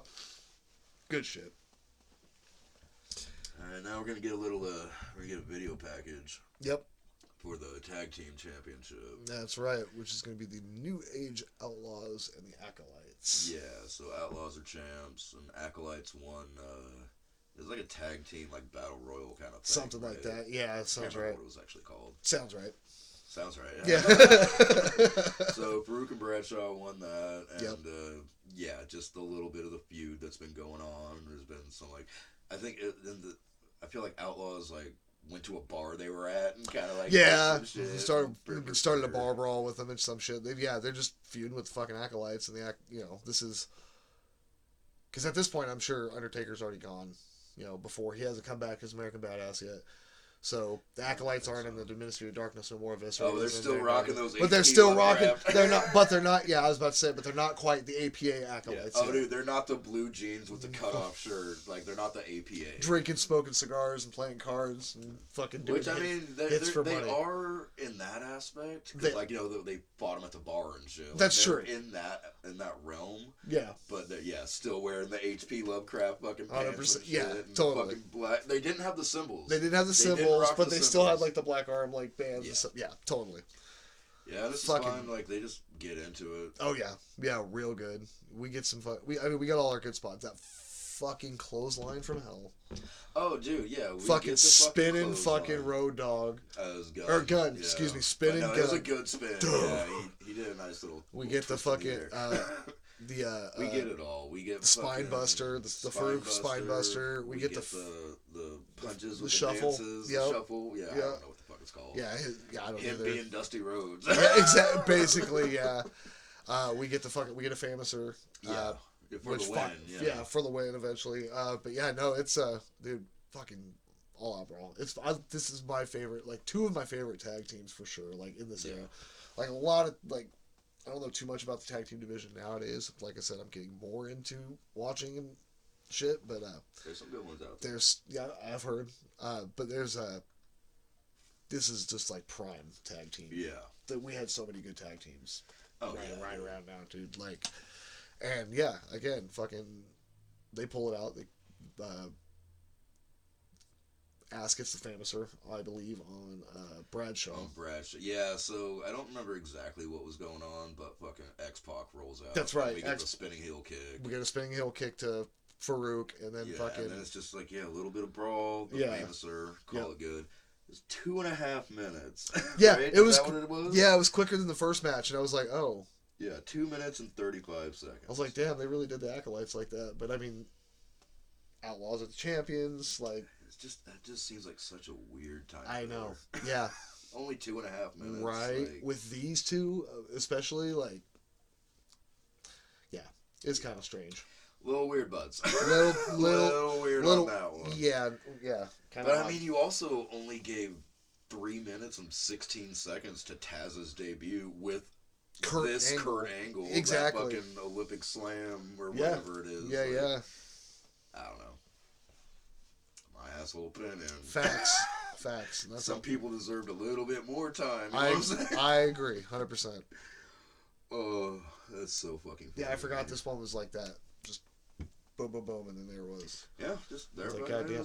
They were trying to retain. I mean, granted, some this match and the one prior, they kind of continue on in the Rumble later on. Yeah. Which is pretty cool. Yeah, it turns into a thing. Yeah, that's fun. But so. Yeah, fucking boom. There it is. Outlaws are still tag team champions. The Acolytes have been beaten thanks to X-Pac's intervention and interference. Not an intervention. He didn't have an intervention. Maybe he did. I don't know. Not in the year 2000. No, not in the year 2000. Definitely not. Him and Dog weren't really attending too many AA meetings back in 2000. You know what I'm saying? Fucking Midian and Dog dropping. Love you, buds. Midian and Dog dropping acid before the fucking Stephanie promo. So good. That story is hilarious. That's fucking shout out to Undertaker's podcast. That's hilarious. Right. God damn. Yeah, we get another promo Yeah, we get a video package. Yep, for the championship. yes, yep. Which is everything, we've already talked about. Just him taking off the Mankind mask. He's revealing Cactus Jack, exactly, all that. Gonna get violent. Here we go. Oh, yes, it fucking does, dude. Holy shit. Like, even Harley came out at one point, he goes, whoa, he's bloody. Like, talking about Triple H. Pull the Ric Flair. I'm like, dude, he full on Crimson Mask, dude. Yeah, buddy. Yeah. God damn. Oh, too good. Fuck yeah. So yeah, dude, this shit's just fucking iconic. This is Most people know about this street fight. Yeah, this is definitely one of those matches that, like, even if this isn't one of those pay-per-views, you're like, hey, you gotta watch this. You gotta watch this match of anything, like of this pay-per-view for sure, because this is fucking. This was just for the title. This wasn't for. I want to say, wasn't there a stipulation where? I could be wrong. Again, we don't research these things back, Yeah, we're really heavily relying on the video packages. Exactly.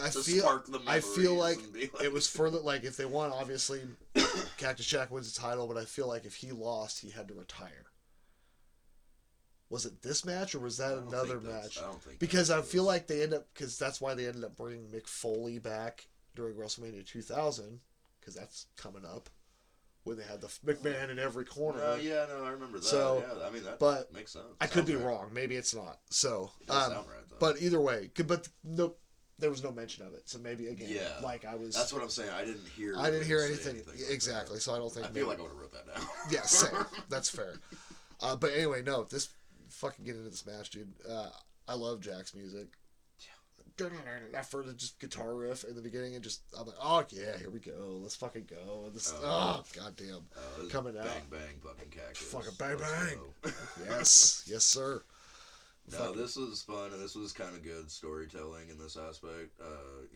Triple H coming out next. Yep. Yeah, Stephanie with him. Yep. And they get like to the ring, and then just do that little kiss goodbye, and she walks back. Out. That's some good writing. It's like. Nothing was said. Nope. Just there fucking is. Yep. They didn't the whole time you didn't know that was going to happen. No. She's just like, you figured she'd be there the whole time, and Cactus will probably get screwed because Stephanie's out there. Blah blah blah blah. No, he just like you said, kisses Stephanie. Stephanie walks out, and it's like no words were spoken. Just go to the back. And that's how you know they have a good relationship, because both Jeff and Matt Hardy had to tell Terry no, she wasn't coming out. Yeah, like no, you're not coming out. Nope. Exactly. But these two are in love, and nice little kiss goodbye. Stephanie knows it's about to get fucking violent, and there's no reason for her to get out there and have the possibility of getting hurt. Like, no, true. Yeah, handle business. See you soon. True that. All right, see you in the back. But yeah, this is fun. Like, they started off just classic, just that Cactus Jack doing his fucking handshake and just talking a little bit of shit. Don't know what he's saying, but he's doing all these head movements because he got fucking dude. You see his mouth moving, he's just fucking ready, and then just throws it, and here we go. Yes, sir, dude. And they fucking go back and forth, dude. Like, oh yeah, this is fun brawling. These two are so fun. Like, I remember, we'll get to it when they bring the thumbtacks out, but I remember an spoiler, thumbtacks come out. Go figure. It's Cactus Jack match. It's gonna get nuts. It's gonna happen. It's gonna get gnarly. That thing comes into play eventually. Yeah, we're gonna talk about that. Yeah, yes, sir. I got some shit to talk about on that one, dude. Yeah, when we get there. Yeah. But we got some time before we get there. We do. Like, I usually do this at the end, but this is 26. How fucking long is this? They gave this almost a half hour. 26 minutes, 55 seconds. This is a long fucking match. Yeah, dude. They go everywhere. They go into the fucking crowd. They come out the other side of the crowd. They go up to the front. They go fucking all the way back to the ring. These motherfuckers used every single second. Everything and anything and there all was the time. Shit going on, and if shit wasn't going on, they were selling it. Absolutely. They were selling it fucking hard. Absolutely. No, these dudes, they fucking killed it. They fucking... Dude, it was so good. They worked together so well, and... Going up the fucking entranceway, like using the pallets. That was fun. Fucking Cactus just gets the pallets, put them down, and fucking... I love... King's like, what are those? Right. JR's like, those are pallets. Wooden pallets. Fucking suplexes Triple H onto them. Oh, yeah. I don't know for a fact, but I want to say it was probably when that happened. Because I don't remember seeing it until it was all of a sudden a thing. But Triple H got a nice little chunk missing out of his leg. He got, I want to say that's from the either maybe being that suplex onto the pallet, because I don't remember exactly when it happens, or maybe it was from the barbed wire fucking 2x4, but I was gonna say that hasn't been brought out yet. Yeah. So yeah, he probably, I feel like, he probably got, I want to say maybe that's what happened. And it wasn't very long after the pallet spot. That's when I noticed it. Yeah, exactly. Like, what? All of a sudden he's bleeding out of his leg, and chunks missing, at one point they focus. The camera legit focuses on it, like looking. It's like watching Sabu rip that fucking muscle out. Like, ooh, that looks painful and not planned. Yeah, no, not. Well, you can see it clearly fucking hurts because you see how many times he's fucking limping. Yeah. I mean, he's got that knee taped up and blah blah blah, but like. And sure, maybe that's a little bit of selling, but I'm sure that fucking doesn't feel good. Like, I'm sure that's making him, like, 100%. Goddamn, dude. And then, coming up. Dude, they're just using fucking everything they can find. We're talking trash cans, where there's, like, suplexes onto trash Triple cans. H breaks a motherfucking chair, dude. Yeah, the whole fucking, like, that whole top back part of it flies off the chair, and then he continues to fucking There's some good ones, especially, like, they didn't really focus on his head much. I'm going to throw that out there. Yeah. But a lot of shit, because, like, eventually coming up with the handcuffs. Yes. A lot of just to the back chair shots. But yes. God damn, they good ones. Oh, no, yeah. And they're all fucking Triple H to fucking Foley. Facts. Well, Foley got one good off, I think, in the early part of the match where he had Hunter down and he put the fucking chair on top of his face and got on top of the fucking, and did, like, the body drop or whatever on top of him. But, yeah, no, like, you're right. They steered away from the head thing, because I mean, the first one was pretty good though. Like, I loved that one when they were when the fucking thing flew off. Is that what you're talking about? No, like the first one when they're in the ring and like Triple H has it and Jack's just over on the other side and just kind of yelling and then just runs at him and just boom. Yeah. It's fucking great. full on, just takes it full bore, dude. Just bam. But it's like this one hand up a little bit, but still like, you know, it is what it fucking is. It's a fucking steel chair. And they use a few. It's fun. They're using the steps. They're using fucking everything. Triple H throws those fuckers in the ring at one point. Like, we get to that point though when Jack pulls out his 2x4 wrapped in barbed wire, and everybody, dude, that pop. Again, we talk about it all the time. Fucking great. People fucking lost their shit. Oh yeah, everybody loved that. It was fucking awesome. Everybody loved. Look at this fucking thing, dude. Like. Bang, bang, bang, Cactus fucking Jack. Yeah. Like, that is... Dude, so amazing. I love this, though, because the first one he pulls out, you can tell it's pretty legit. Like, not all of it's legit, but most of it is enough to do what it's got to do. Right. And that's the one that Triple H gets to use on Jack. Yeah. So, that's happening. Brr, brr, brr. They get to a point, I'm pretty sure it's Hebner, the ref, takes it over to like the Spanish announce table to have him to hide it and shit. Some shit's going on. Cactus looking for it. Oh, where's it at? Threatens the ref. And, you know, everyone's pointing to another person. Eventually, the Spanish announce table, and the dude just pulls it out. It's a different 2x4. Oh shit! Completely. It's rubber. It looks like rubber fucking shit. I'm glad you caught that. That's the one that gets used on Triple H. Okay. I noticed that. Like, that was intense. I kind of knew it back in the day, but rewatching it, I was like, dude, it's a completely different 2x4. Wow. That's hilarious. That's super... I mean, because, some of those shots from that, after that... Yeah. Oh, yeah. Were that real barbed wire. Like, he took one right to the face. And, you know, it's really funny, because, like, before the barbed wire had even really came out, he's already there. He's already Crimson Mask. He's already flared himself up. Fact, dude. Well, he tries, what is it, he gets the pulling pile driver on the fucking, on the table. And it does, it breaks, but it kind of like collapses a tiny bit. It V's itself. It V's inside, and then, like, you can just see covering that fucking table. Oh, the fucking smears. Blood all the blood smears. everywhere, dude. He's dripping like, goddamn, like he's... The Cactus ain't. No. Not really at all. No. I don't think at all. No, I don't think he did at all. No, he fucked Triple H up in this pretty gnar. Yeah, that's weird to think about. But yeah, I don't think he actually did like bleed. I think like he might have been bleeding in his mouth a little bit. But that almost seems kind of legitimate. Like you bit your motherfucking tongue or something. Right, yeah. But yeah, this was a lot of fun, dude. Like, the first little baggie that got pulled out, I noticed that. I was like, well, that's really small. There's no way those are the tags. Yeah. And it ended up being the handcuffs. And, all that shit happens. This was actually fun because they had gone, like, did some shit in the ring. Yeah. Went out to the entranceway. And, like, Foley's on his knees, just talking shit. Yeah. And, like, Triple H is about to fucking do it. And then Rock just comes out of nowhere. And just fucking cracks Triple H in the chair. Triple H. They're both fucking down talks shit and fucking walks out. A fucking cop comes out and, like, undoes the handcuff. Like, I loved how they had, like, the extended fucking chain on the cuffs. Because, like, I noticed, like, when he took some of the bumps, like, he still had his hands behind, but he had him up enough to where he's not landing on his fucking wrists. And what did we learn last year? Yeah, also true. Last year at the Royal Rumble. The also 99 true. Royal Rumble. The Rock fucked him up with handcuffs on. And those were almost like I can't remember if they were like legit handcuffs. They weren't that fucking long. They weren't like that. No, 100%. They were up here because they were behind his back fully, and like he wasn't moving shit. They're fully. Fully.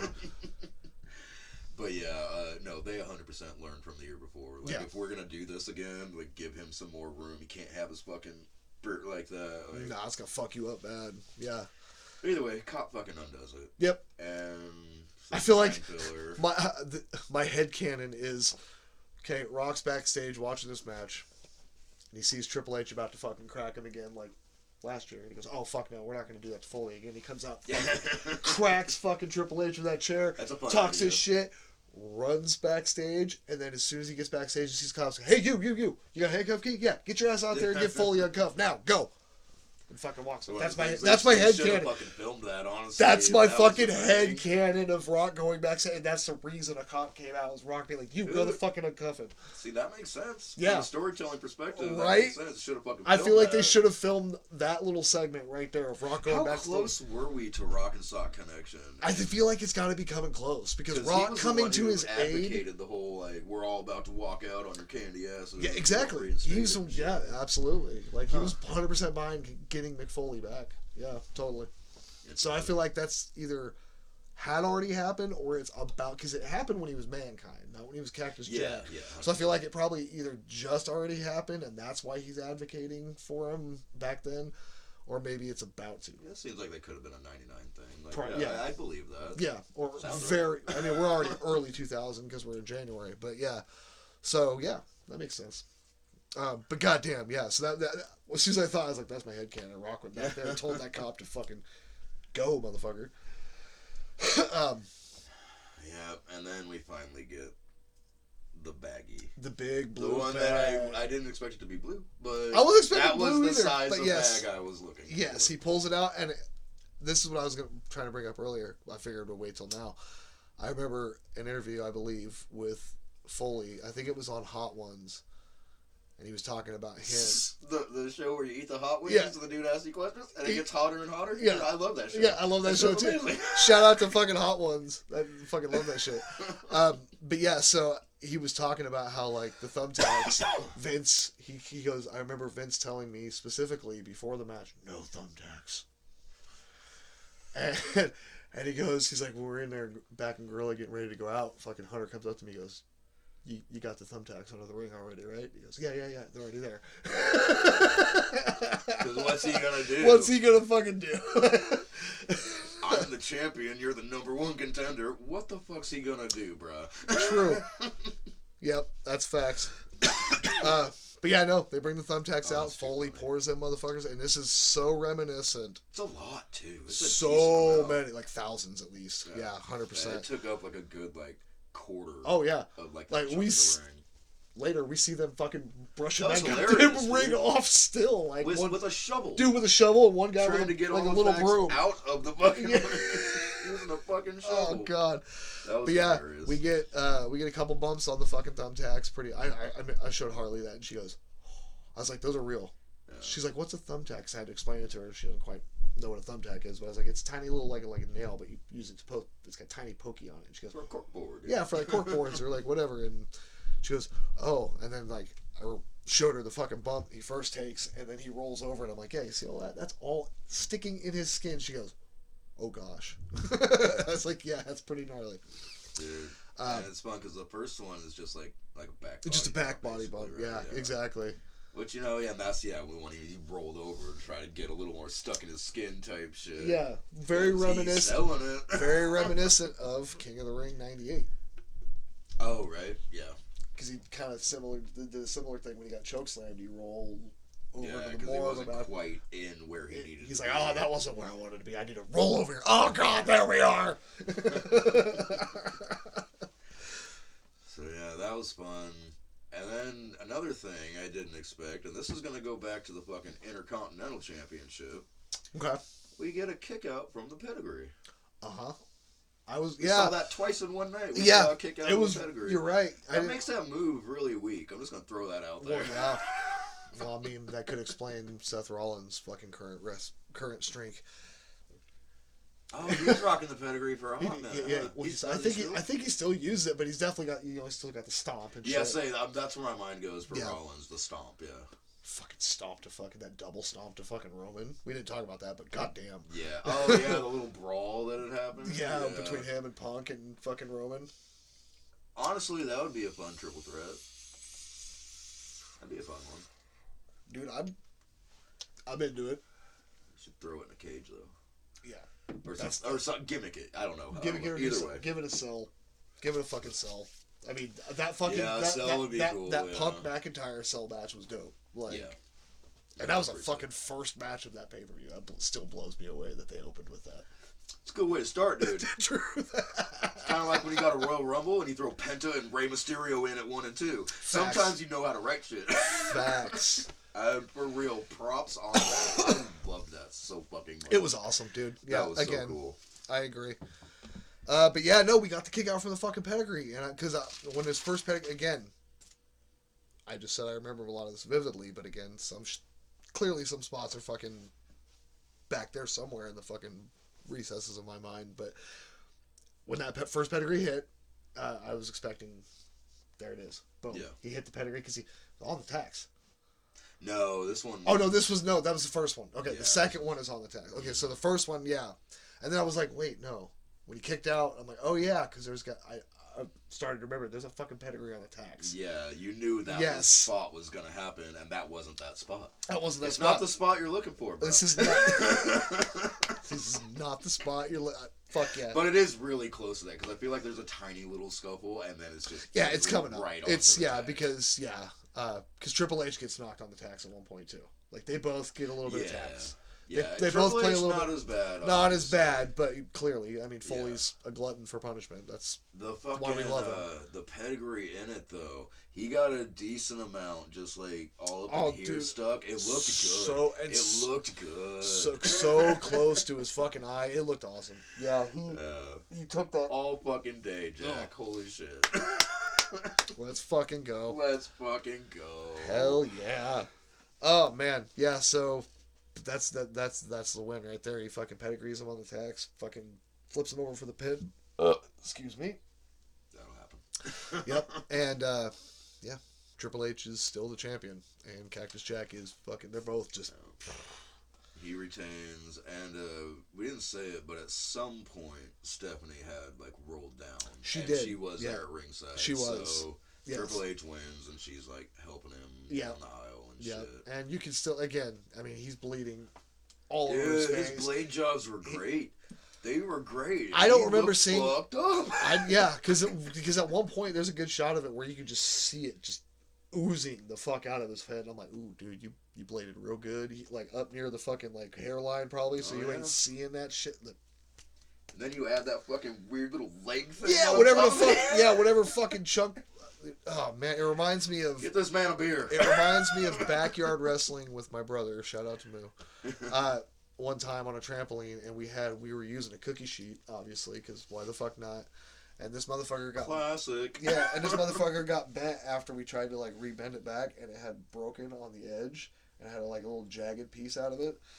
And so like we set it up where I was gonna choke slam Moo onto the cookie sheet, and Moo's like, "You got to flip that over. I'm not doing it on the other side."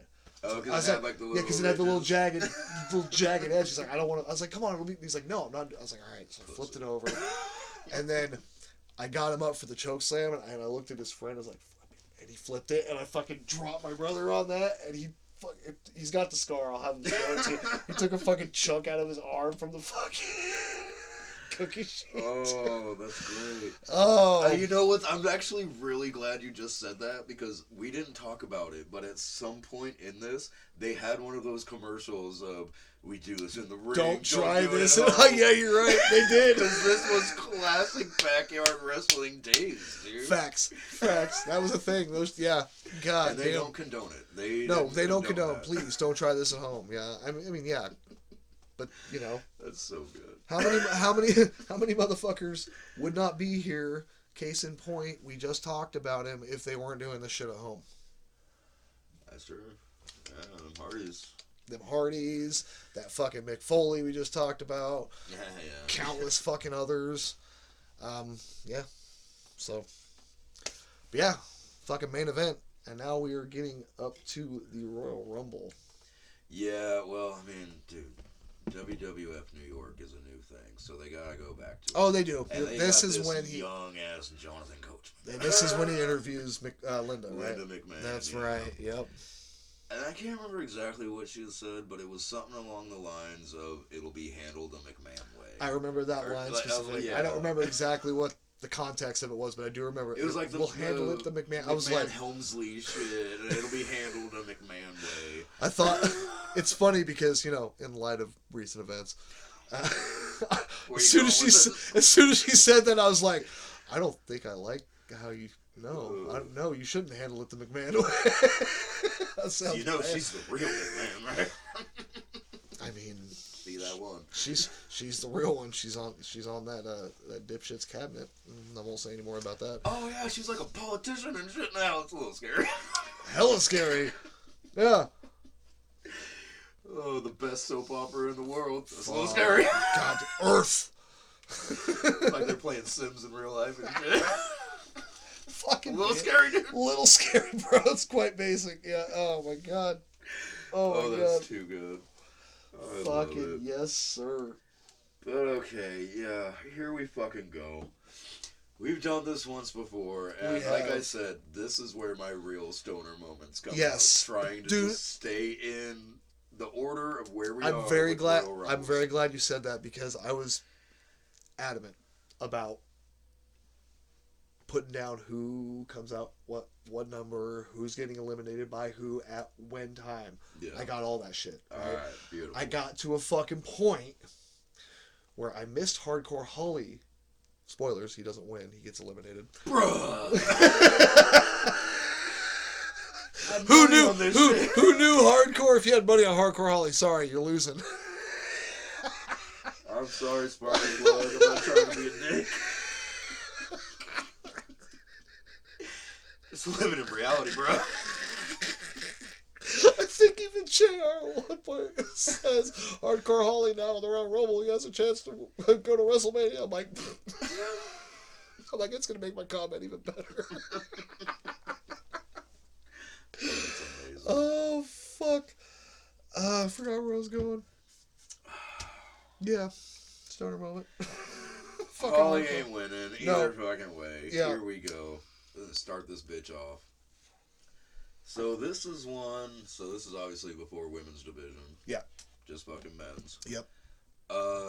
They do 90-second intervals on this one. I remember that. It's not a 2-minute interval. It's a 90-second. Well, and there was a time, especially in the beginning, it was 60 seconds. It was 1 minute. Just 1 minute. You're right. Like, they have progressively gotten bigger. That's true. And, you know, theme music has a lot to do with that. And just entrances in general. Yeah. Just making that entrance. Some I people noticed that this year. This year, definitely, yeah. Charlotte Flair took almost the entire, which obviously the fucking queen returned, you know, is what it fucking is. She's gonna bask in the fucking glory. But she took almost that full 2 minutes just making that entrance. Like, I feel like once she got in the ring, 30 seconds. I was gonna say a few seconds later, she got in the ring, she did a thing, and then here's the timer for the next person. I was like, oh damn, all right, we're already going. Which if anyone should do it, yeah, you get it, bro. From the queen, that's yeah, real. that's Charlotte. You know, dude, like that's just such a thing. They're spending like a good 30 seconds at least doing their entrance. Well, it's like so specifically that makes it shorter intervals. Quote Rumble, this Rumble we're doing now. Yeah. 5 matches than the Rumble. Yeah. Only, This year, only 6 on the card. This year, Rumble, and what, 4? This year, yeah, there was... Because it was Cody and Kevin, it was fucking... wasn't the tag team titles up for... I feel like, yeah, it was... what was it, DIY? DIY and the other one. Yeah, because fucking Street Profits made the return, right? I believe and so, they, yeah. like, held the belt, so they made sure that DIY won. Because it was a Motor City Machine Gun. Motor City, that's what it was. Yeah. That was actually fun. I will say and then that was cool. What else? Damn, we didn't even talk about that earlier. No, we didn't. Our bad. I got start a moment. But yeah, no, fucking... Yeah, I want to say there was something else, but like... Obviously, they can't really add more matches if you're going to have, especially if you're going to have 2 different Rumbles in a one Rumble. Yeah, because those are put, especially at 2-minute intervals for 30. That's at least an hour. That's right at there. least an hour per Rumble. Yeah. Like, and there's 2 hours of your time. We'll just say, and then you have another hour to put what? And 4 I feel matches. like they did. They gave those other 2 matches some time. I feel like. Oh no, yeah. Like Cody and Kevin's went for I don't know exact numbers, like 10, but it was minutes. at least 10 like or 15 minutes. It was way good, yeah. Easily could. I know I'm forgetting other. I want to say maybe was it. No, why do I want to say like Priest and Balor had a fucking thing going on, but no. At the Rumble? Yeah, a match at the Rumble, but I don't think that's what it was. I don't think so. Yeah, I mean, we can look it up. Yeah, if we need to. I'm not that. We're just rambling now. So. But the Profits making the return, that was fucking cool. That was really cool that like they lost their titles to them and they wanted to get it back from them type shit. Yeah, that was cool. Like they're gonna make cool sure storytelling. they're gonna make sure the people that got that took the titles from them still win, so they can take them from them. Oh, dude, and they're literally in a writing aspect. They're continuing this feud. They just had to take a fucking halt, but they're also at the same time could be creating another one with fucking Motor City Machine Guns. Exactly. And, dude, this is pushing up. It could this turn time. into a new TLC. Let the 3 of them fucking go at it in TLC. Damn, dog. Oh, and the writing's there, dude. The writing's fucking there. Dude, you called War Games. You had that magic power. You called War Games. And what War happened? Games was fun. What fucking happened? They did War Games, bro. So, still not a big fan of the CM Punk being the 5th man. And this whole idea that CM Punk Paul Heyman owes him a favor. Yeah, when's he gonna people have been speculating, is he gonna bring the favor out? Like, when is he gonna bring it out? Like, probably. I just feel like there were better ideas. Probably there are way better ideas. I get it. CM Punk was a Heyman man at one point too, so there's that connection, and you have that for the storyline. Yeah, that does. But but why? Yeah, no fucking idea. Yeah, why are you doing this, Punk? Like, are you trying to push? Who are you trying to push? Yourself, or are you trying to push Roman? I'm trying to stay a main eventer. And I guess that makes sense too. Yeah. But I don't know, dude. Like, I'm not gonna lie, I've never been the biggest CM Punk fan. I've never been the biggest. Honestly, never really liked him. I kind of don't care so much anymore about that. Like anymore, like it's all right. He's fun to watch. Like, and he's still one of them. He's dudes not terrible on the like, mic, but yeah. He's one of them dudes, though. He is one of those guys that, like, kind of got his start, quote unquote, in like Ring of Honor or like TNA and shit like that. And he was doing like the funner shit. Yeah. You know what I'm saying? Yep. And I don't know, just this whole, especially most recent adaptation of him. It's like, I'm just not into it. Yeah, that's fair. You're just a dude trying to stay relevant, dude. That's pretty much what it is. It's really what it is. That's Drew McIntyre is more fucking entertaining. At least he fucking calls you out and shit. Dude, like, yeah, I agree. Not trying to talk shit about Drew McIntyre, but no, it's like... No. I don't know. The CM Punk character just doesn't... Doesn't pop for me, dude. I don't know. I don't blame you whatsoever. I completely understand that at all. Like, I like him. I didn't really watch back when he was coming up. You know, right. I wasn't consistently watching. I heard of him. I knew who he was. I played the games. That's how I was introduced to most of those people throughout the fucking years. Right. So I knew who CM Punk was. I've seen stuff. I had the internet, you know. But yeah, no. Based on that alone, I was never really a Punk fan. I was like, your gimmick's kind of whack. Oh, you're a straight edge kid. Okay, cool. I dealt with those little douchebags in school all the time, dude. Whatever. We just don't vibe, bro. Yeah, 100%. Like, I don't buy it at all, but whatever. I don't know what to tell you. We just don't fucking vibe, bro. Exactly. But yeah, no, 100%. But either way, he is who he is. Best in the world. Yeah, I don't know about that, but that's his moniker. Alright, we're done with 2025. Our bad. Sorry. We fucking did Lots it of again. tangents. Yeah, that's okay. Alright, the fucking Royal Rumble. Let's go. Here we fucking go. Royal Rumble 2000, folks. We got D-Lo and Grandmaster Sexy. Yep. This shit off. Yes, sir. Looking at the real deal now. Mm-hmm. And this is Too Cool, Grandmaster Sexy. Dude, yeah, we were talking about like tag team division.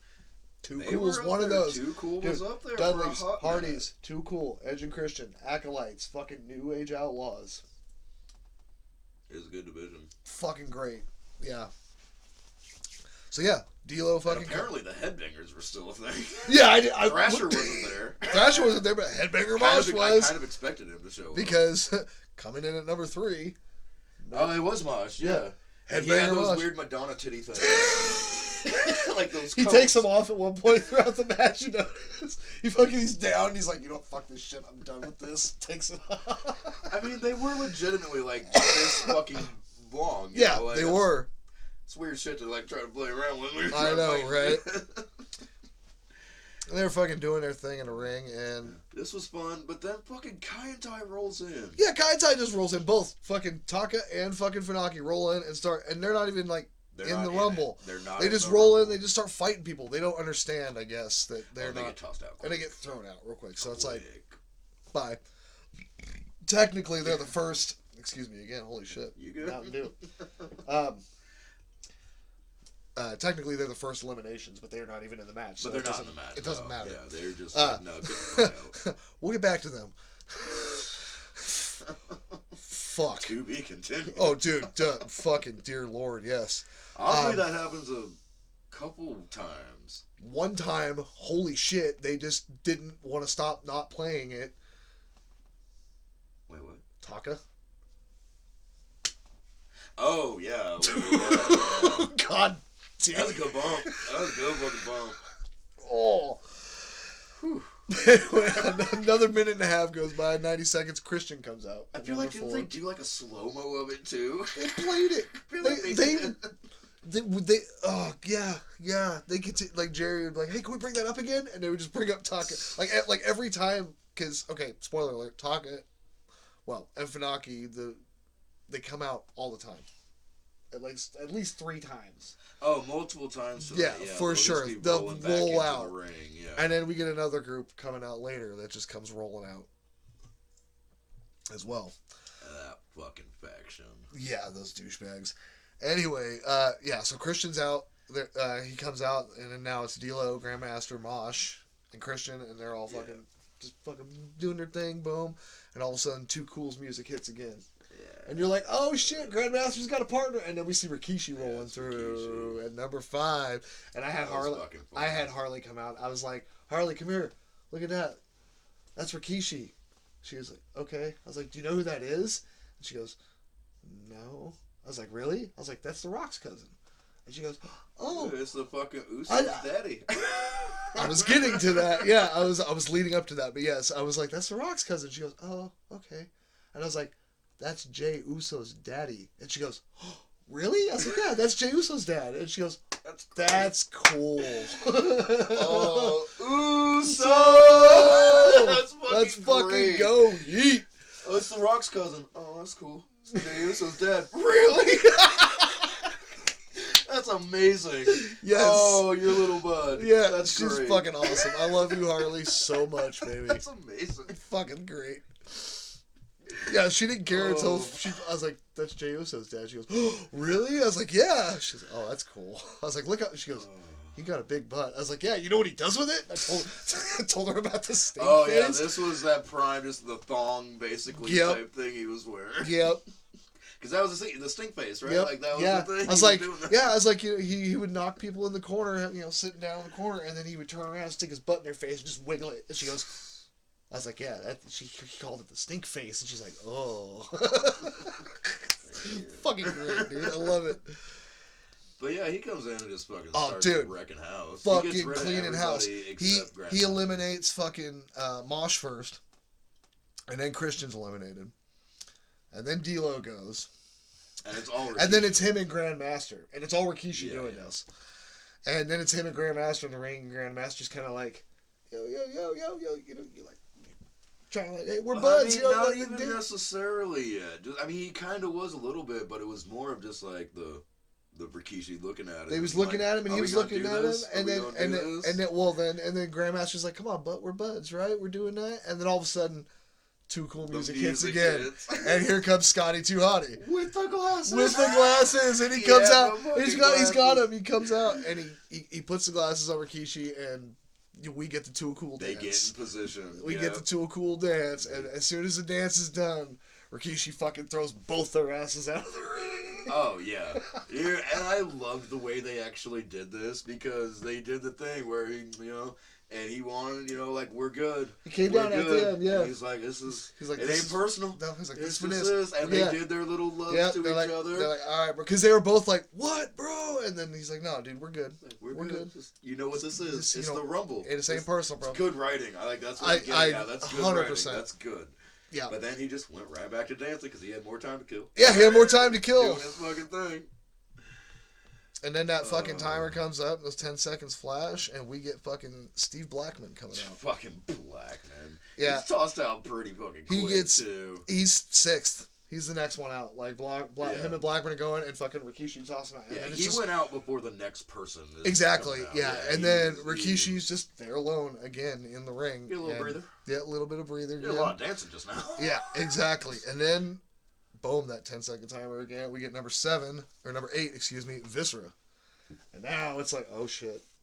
This was a pretty good, like, big man brawl. Yeah. This was fun. Yeah, it was a lot of fun. Yeah, they were doing some things, for sure. But, remember, like, again, it was one of those things. He gets eliminated, like, before the next person came out type thing. It was short. It was short-lived. It was short-lived, yeah, because he's 7th. Little big man brawl. Yeah, he's the next person to be eliminated, yeah. He eventually does get the upper hand on Viscera, and he gets him and flips him over the top rope. And that's crazy with Viscera, because, like, he's a big dude. He's a really big dude. He's tall and he's big, yeah, you know? Like, 100%. Oh, it's just interesting because when we get to the Rikishi elimination. Yes. Yeah. But either way, moving on. Yep. We got fucking Big Boss Man. Yep. Big Boss Man's popping up next. And this fucking dude. It makes sense, I guess, in like the writing of everything that's going on in the 2000s that I remember in January of fucking 2000. Right. But like the whole time he's just pacing the fucking ring. He's not going in. Yeah, he's just walking around. He gets up on the ropes at one point, and then he's like, no.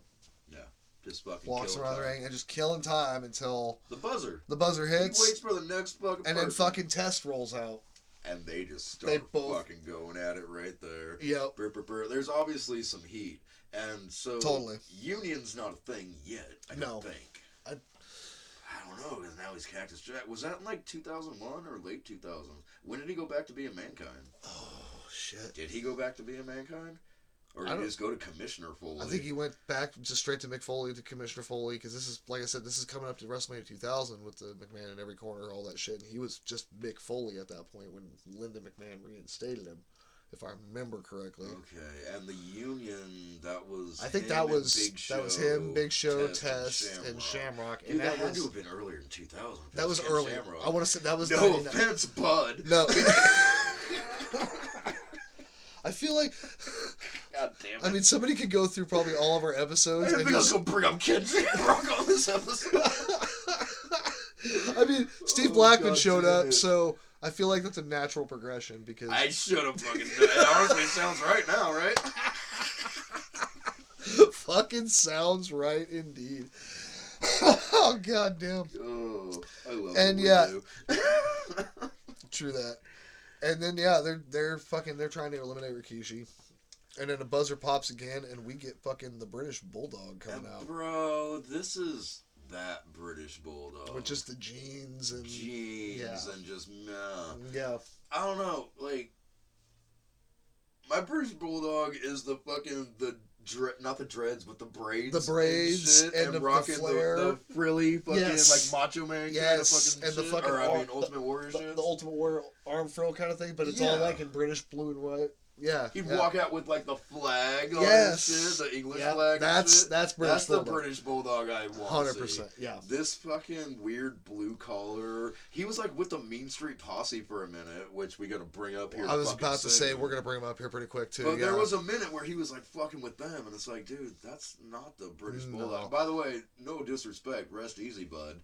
Yeah. But rest in peace again. I didn't like that one. I want that old British, even Heart Foundation British Bulldog. I'd take that one with too. that. The him and Owen Hart tag team champs. Yeah. They were just fucking killed it in what, 97, 98, some shit like that. 100%. Yep. Dude, that's the British Bulldog. That's what I'm saying. The blue, blue jeans, blue collar, like fucking British Bulldog it's weak. It's bad character writing. It's like it hurt my feelings seeing it. Yeah, because again, we just described, but like everything you said, dude, I agree, and. I know, I guess that's technically bad radio, but we're not on the radio, so I don't care. It's true. We're on Spotify and YouTube, obviously, if you're watching this or hearing this. Just click it.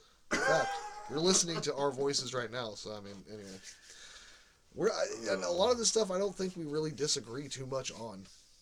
Some things, I don't think there's really been anything we've ever disagreed on. But I don't care. Because that's what we're here for, to have fun and bullshit, get stoned, and talk wrestling. Damn right. And that's why we do it. So, yeah. It's filling up a little bit. We got, like, what, 4 in the ring now? We got Big Boss Man, we got Test, we got British Bulldog, we got Rikishi in here now. Yeah. And then, pretty soon, we're going to get Gangrel popping next, through, which I thought was awesome. 12th. We're up to number 12 right Yes, number 12, yep. This was interesting. He, came out and did his little blood thing, like always, and then just like I think it was Test. It was Test. Tried to grab him by his hair. Was trying to, like damn, dude. All right, let him do his little shtick. Yeah, it's the Rumble, bro. Yeah, give him his fucking time, man. You got that cool little brawl with Boss Man out in the entrance before you even got in. You got your spot. Let him get his spot. And this is no offense to Gangrel at all. Yeah, because like his Impaler DDT was fucking cool. Fuck yeah. But like that's the shtick was the blood and the fucking doing the thing and the cool fucking entrance. They should have thrown the fucking red up. They should have thrown it up at least. Yeah, no, totally. I mean, this is just our asshole opinion, and we're just rebooking this as armchair quarterback, dude. We 100%. Are killing it all the time. Yep, absolutely. Goddamn. Oh god, fucking damn it. Yeah, fuck it. And yeah, a lot of people are trying to get Rikishi out because he's been in there the longest so far. Kai and Tai roll back in too. And then Kai and Tai roll back in, and this I believe is when we get. This is the head spot. This is the head spot. This is the one. Fuck it, I can't remember who it is. Is it Bulldog that somebody fucking. Actually, I don't remember who actually. What do they do? When they showed the clip, it was literally just it's just him falling over the rope, focusing on the head fucking bob. Dude, which is fucking gnarly. But yeah, somebody flips him over the ropes. And I'll clip it right here because I'll find it. Goddamn, right? Like, dude, it's so gnarly. And then pretty intense one. They continue to show it, and I'm like, I feel so bad for fucking Taka, dude. That poor guy. Like, literally, Lawler at one point goes, "Hey, can we see that clip again?" I'm like, bro, I don't want to see that again. That's fucked up. Like, just stop it. Just quit, bro. Come on. Oh, it's too funny.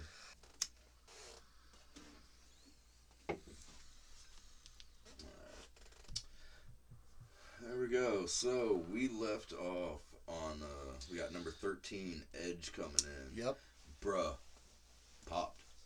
There was a pop for Edge. Yeah, dude. So we did okay, it's not Twist. Feel like an asshole.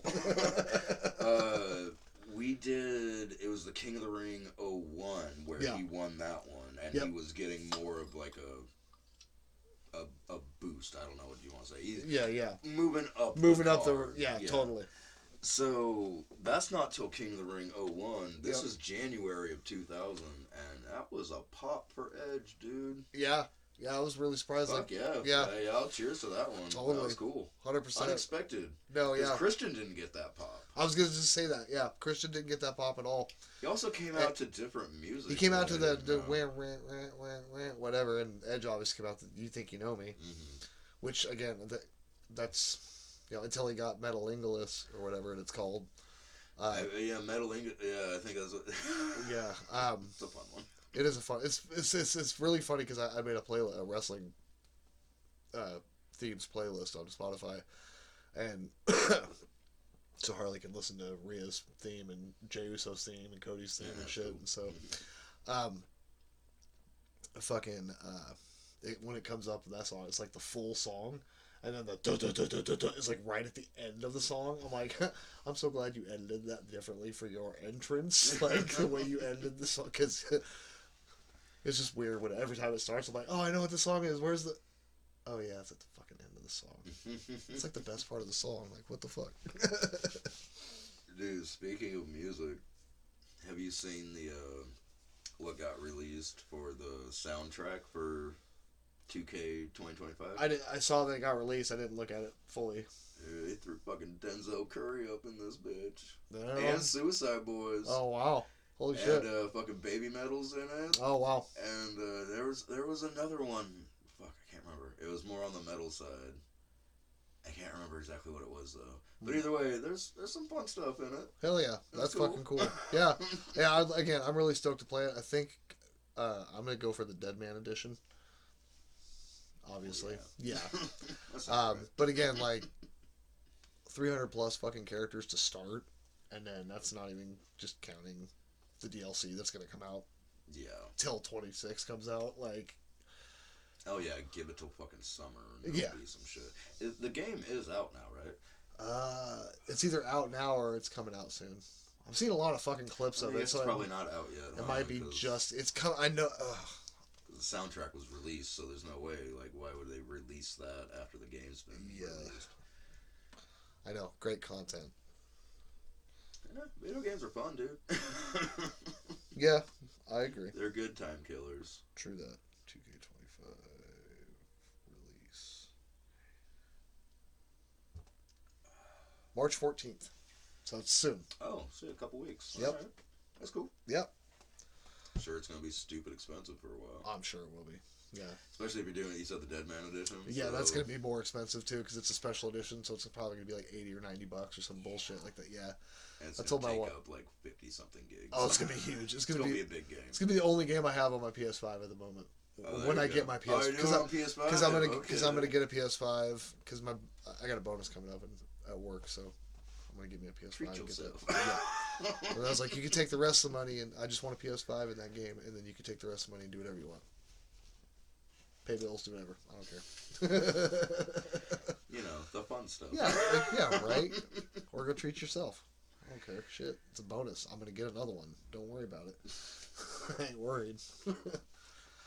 So we got Edge and we got 6 people in the ring now. It's starting to fill up. Yeah, it's starting to fill up. Tess, Christian, Edge, Gangrel. Oh no, Christian's not in there. Christian got eliminated. Yeah, I'm not sure. But it's Bossman, Test, Gangrel, Edge, Rikishi. Yeah, he's still in it. And I think one more. I don't remember exactly who. But yeah, anyway. Either way. I think Bulldog. You're there. I think Bulldog might still be in there. That does make sense. Yeah. With his fucking jeans.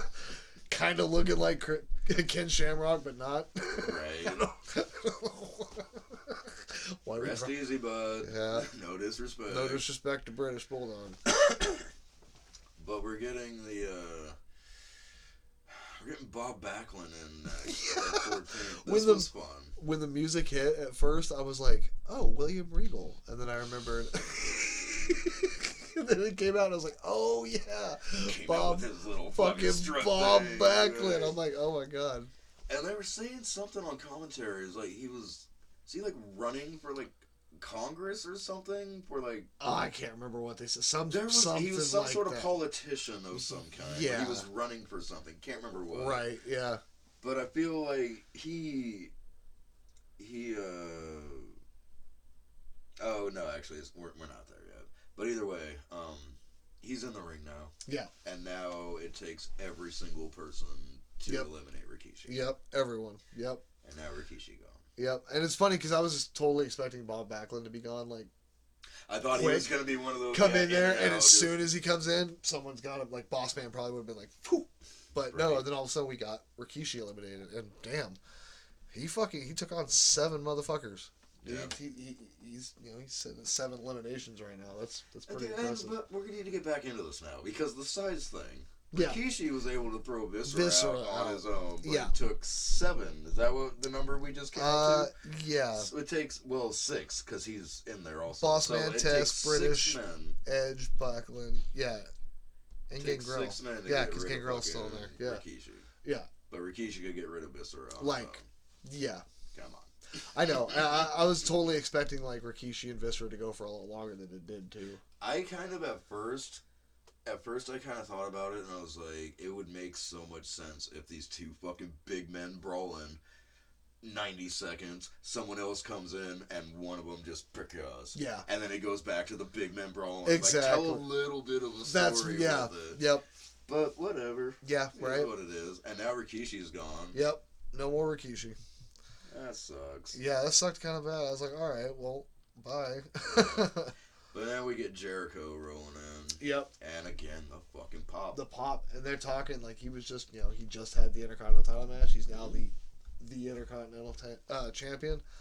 And, yeah, dude, the pop fucking hit hard. As soon as he came up, he turned, he did his thing. Yeah. And then he fucking rolled and he fucking got in there. And, yeah, now he's going, yeah, exactly. He's going to go for his world title spot. And it eliminates Paul Backlund. Yep, he's the next one. 9th one, bam, bye. And this was fun because Backlund, he didn't go, like, through the fucking entrance. He went up to the stands and just started walking up there. And I feel like it was JR. I don't know, it was one of them, obviously. Yeah. But they said something about he's fucking campaigning, looking for registered voters and whatever thing he's fucking running for. And I was like, dude, that's hilarious. That's fucking good. I love it. Oh, shit. Then we get fucking Crash.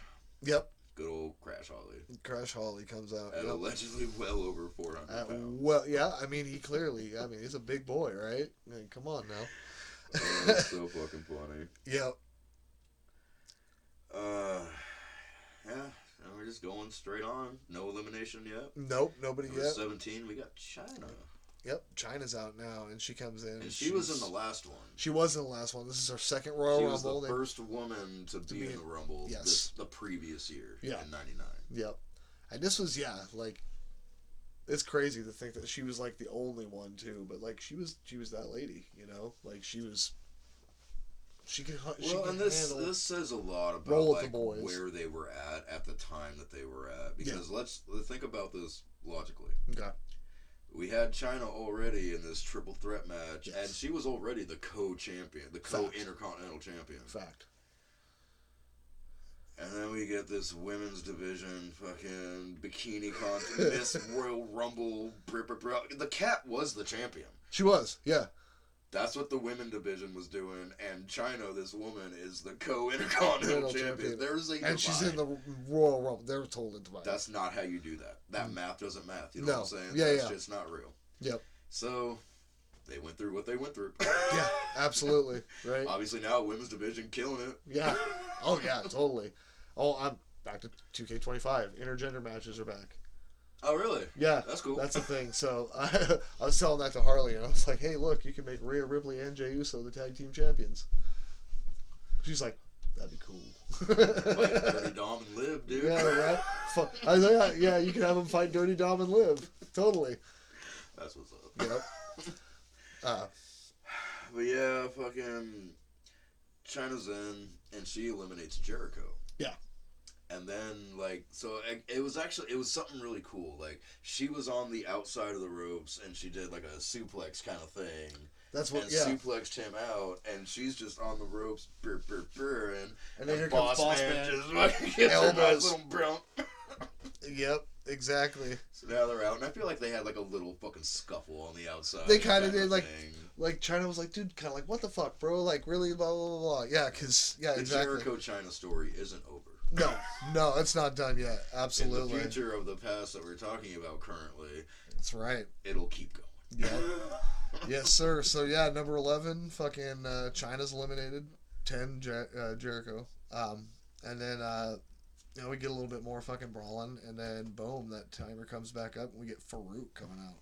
Yeah, this was interesting. Like, Farouk comes out, and it wasn't long after he came out. fucking Mean Street Posse Yep. rolls in. I was about to say, he comes in, he does a couple things, and all of a sudden the fucking posse just comes rolling out and just starts fucking... They beat his ass and they eliminate him, right? Or no, he's eliminated. So. No, he's eliminated by Boss Man. That's what it is. I think Boss Man eliminates him. I think everybody clears the ring of the posse, and then Boss Man eliminates Farouk after. It's the Kyantai shit. It's literally another faction. Just being like, well, we're not in it. Here we go. I mean, they're obviously because they make a comeback. Spoiler alert. Yeah. And they do it to Bradshaw. Yeah. And it's like, so obviously there's a story of the posse and the acolytes. Yeah. Right. But me not knowing it, because I'm just watching it fresh after 25 fucking years. Facts. I'm watching the story. It's like, so Kyantai is a group that didn't make it, and they're just coming in and disrupting shit. Right. And then Mean Street Posse is another group who didn't make it, and they're just coming in and starting shit. It's like, how many other factions you got, bro? No shit. Is the DOA still a thing? Like, give me another faction that just didn't quite make it. Yeah, right? For real. That seemed weird. I thought it was weird too. Like, especially with how often it happens. Like Kyantai comes in, like Funaki shows up one more time. I'm pretty sure at some point. He shows up like at least twice. At least twice. On his own. Without, because obviously Taka's out because of spoiler. Yeah, he's coming back. Funaki will be back. But yeah, no, it happens a lot. It's strange. It's like, really. It was confusing watching it so many years later and just trying to be like, oh, I had to tell myself that. I was like, there's probably a story. Yep. Not the Kyantai one. They seem like they are just those dudes who didn't make it in and they were determined to be in it. Well, I feel like at one point I heard J.R. King one saying like, yeah, I don't even think they understand that they're not in the Royal Rumble or something like that. Oh, dude, they're being racist. Like, King kept saying something about, oh, they're Chinese. And it was and J.R. goes, they're Japanese. Yes, I did hear that. I was like, but that went on for probably 3 or 4 times. That was a thing. Yeah. Just King saying. Oh yeah. Just saying is just being racist. God damn it. You Memphis son bitch. Motherfucker. Fucking Southern boys. But you gave us puppies. You gave us literally what's signed on your fucking thing is fucking puppies. There you go. Oh. That's fucking awesome. You brought art to the world. Thank you. Yes, you did. True that. All fucking day. But now we're getting fucking Road Dogg in. Yeah, that. Oh, you didn't know? You heard it in the fucking intro. Pops off and do the pop again. Like they popped earlier when they came out, and when they hit. No, he didn't hear. He didn't have his mic. It was just the gung. Well, but the crowd. Oh, crowd did it. Yeah. You didn't know? He didn't do it, but the crowd did. The crowd fucking did it. It popped. Popped fucking hard. Yeah. Exactly. Yeah. Road Dogg fucking in. Yep. We got 7 in the ring now. I believe. Yes, sir. I do believe. 7. Yep. We get Al Snow in at 20th. Yep. And we get fucking Road Dogg eliminating British Bulldog. Yes. Number 13. Yeah, he's the 13th elimination. We watched the dog fight, bro. We did watch. How morally right do you feel? Are you okay with that? We did watch a dog fight. I want to say. I want to say even like again. I don't remember who, but J.R. King one said. The dog eliminated the other dog or some shit like that. That's what was written. I was like, yeah. That was on a piece of paper and they were like, yeah. Fucking.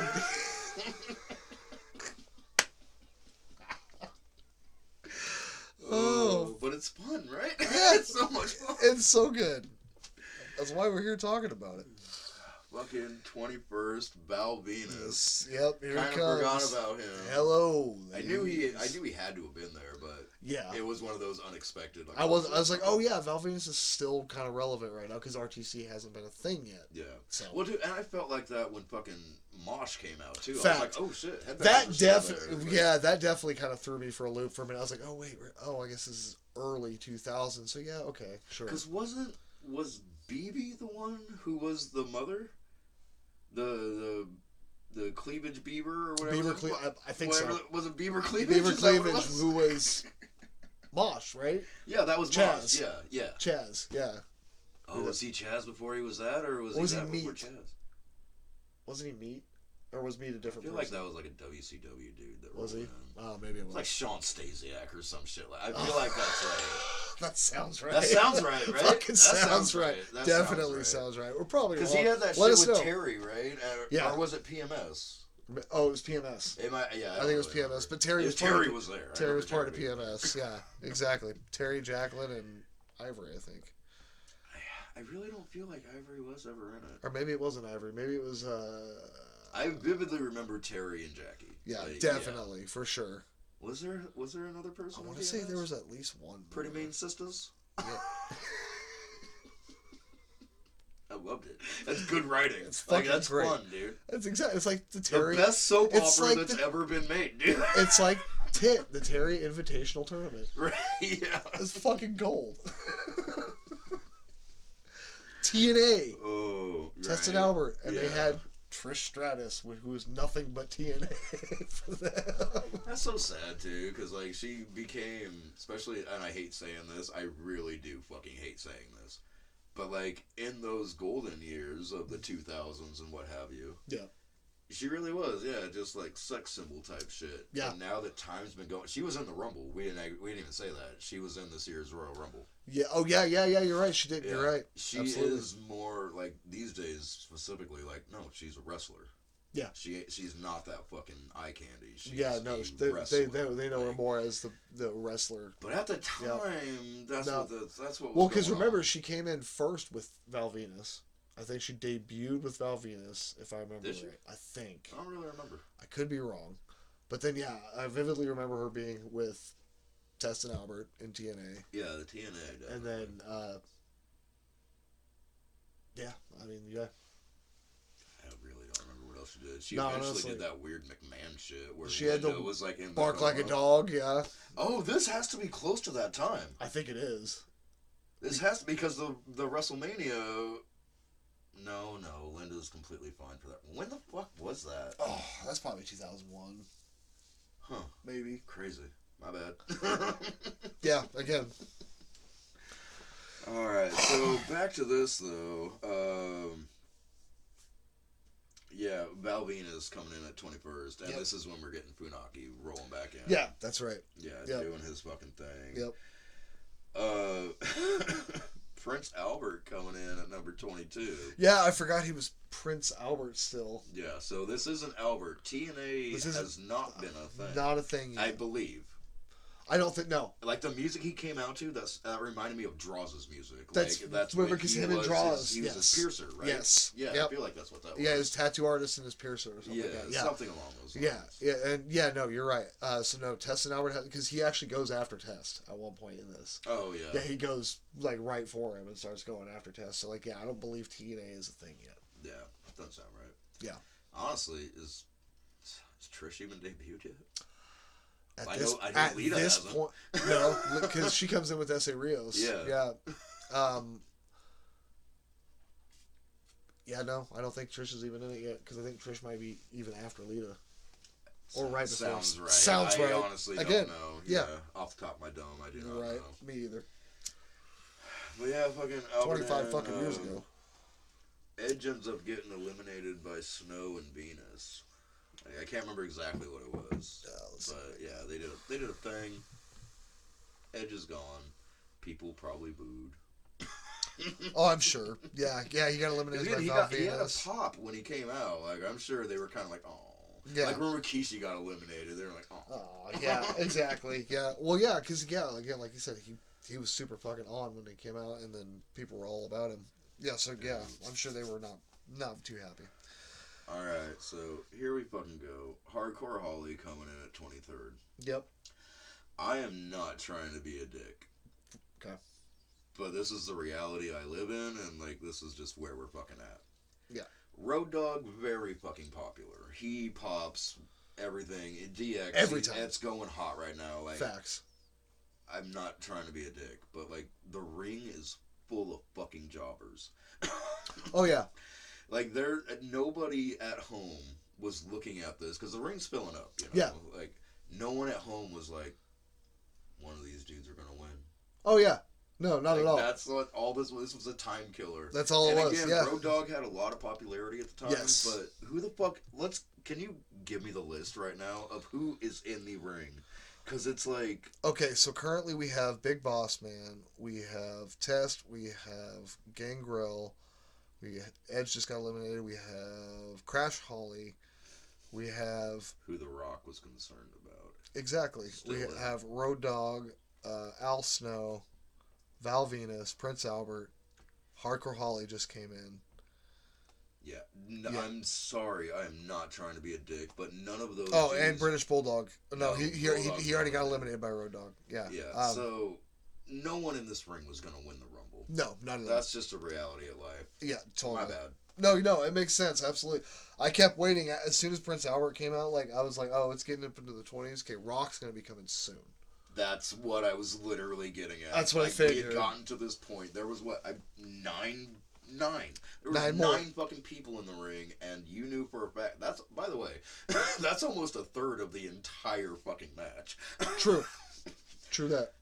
You knew that none of those were going to fucking win.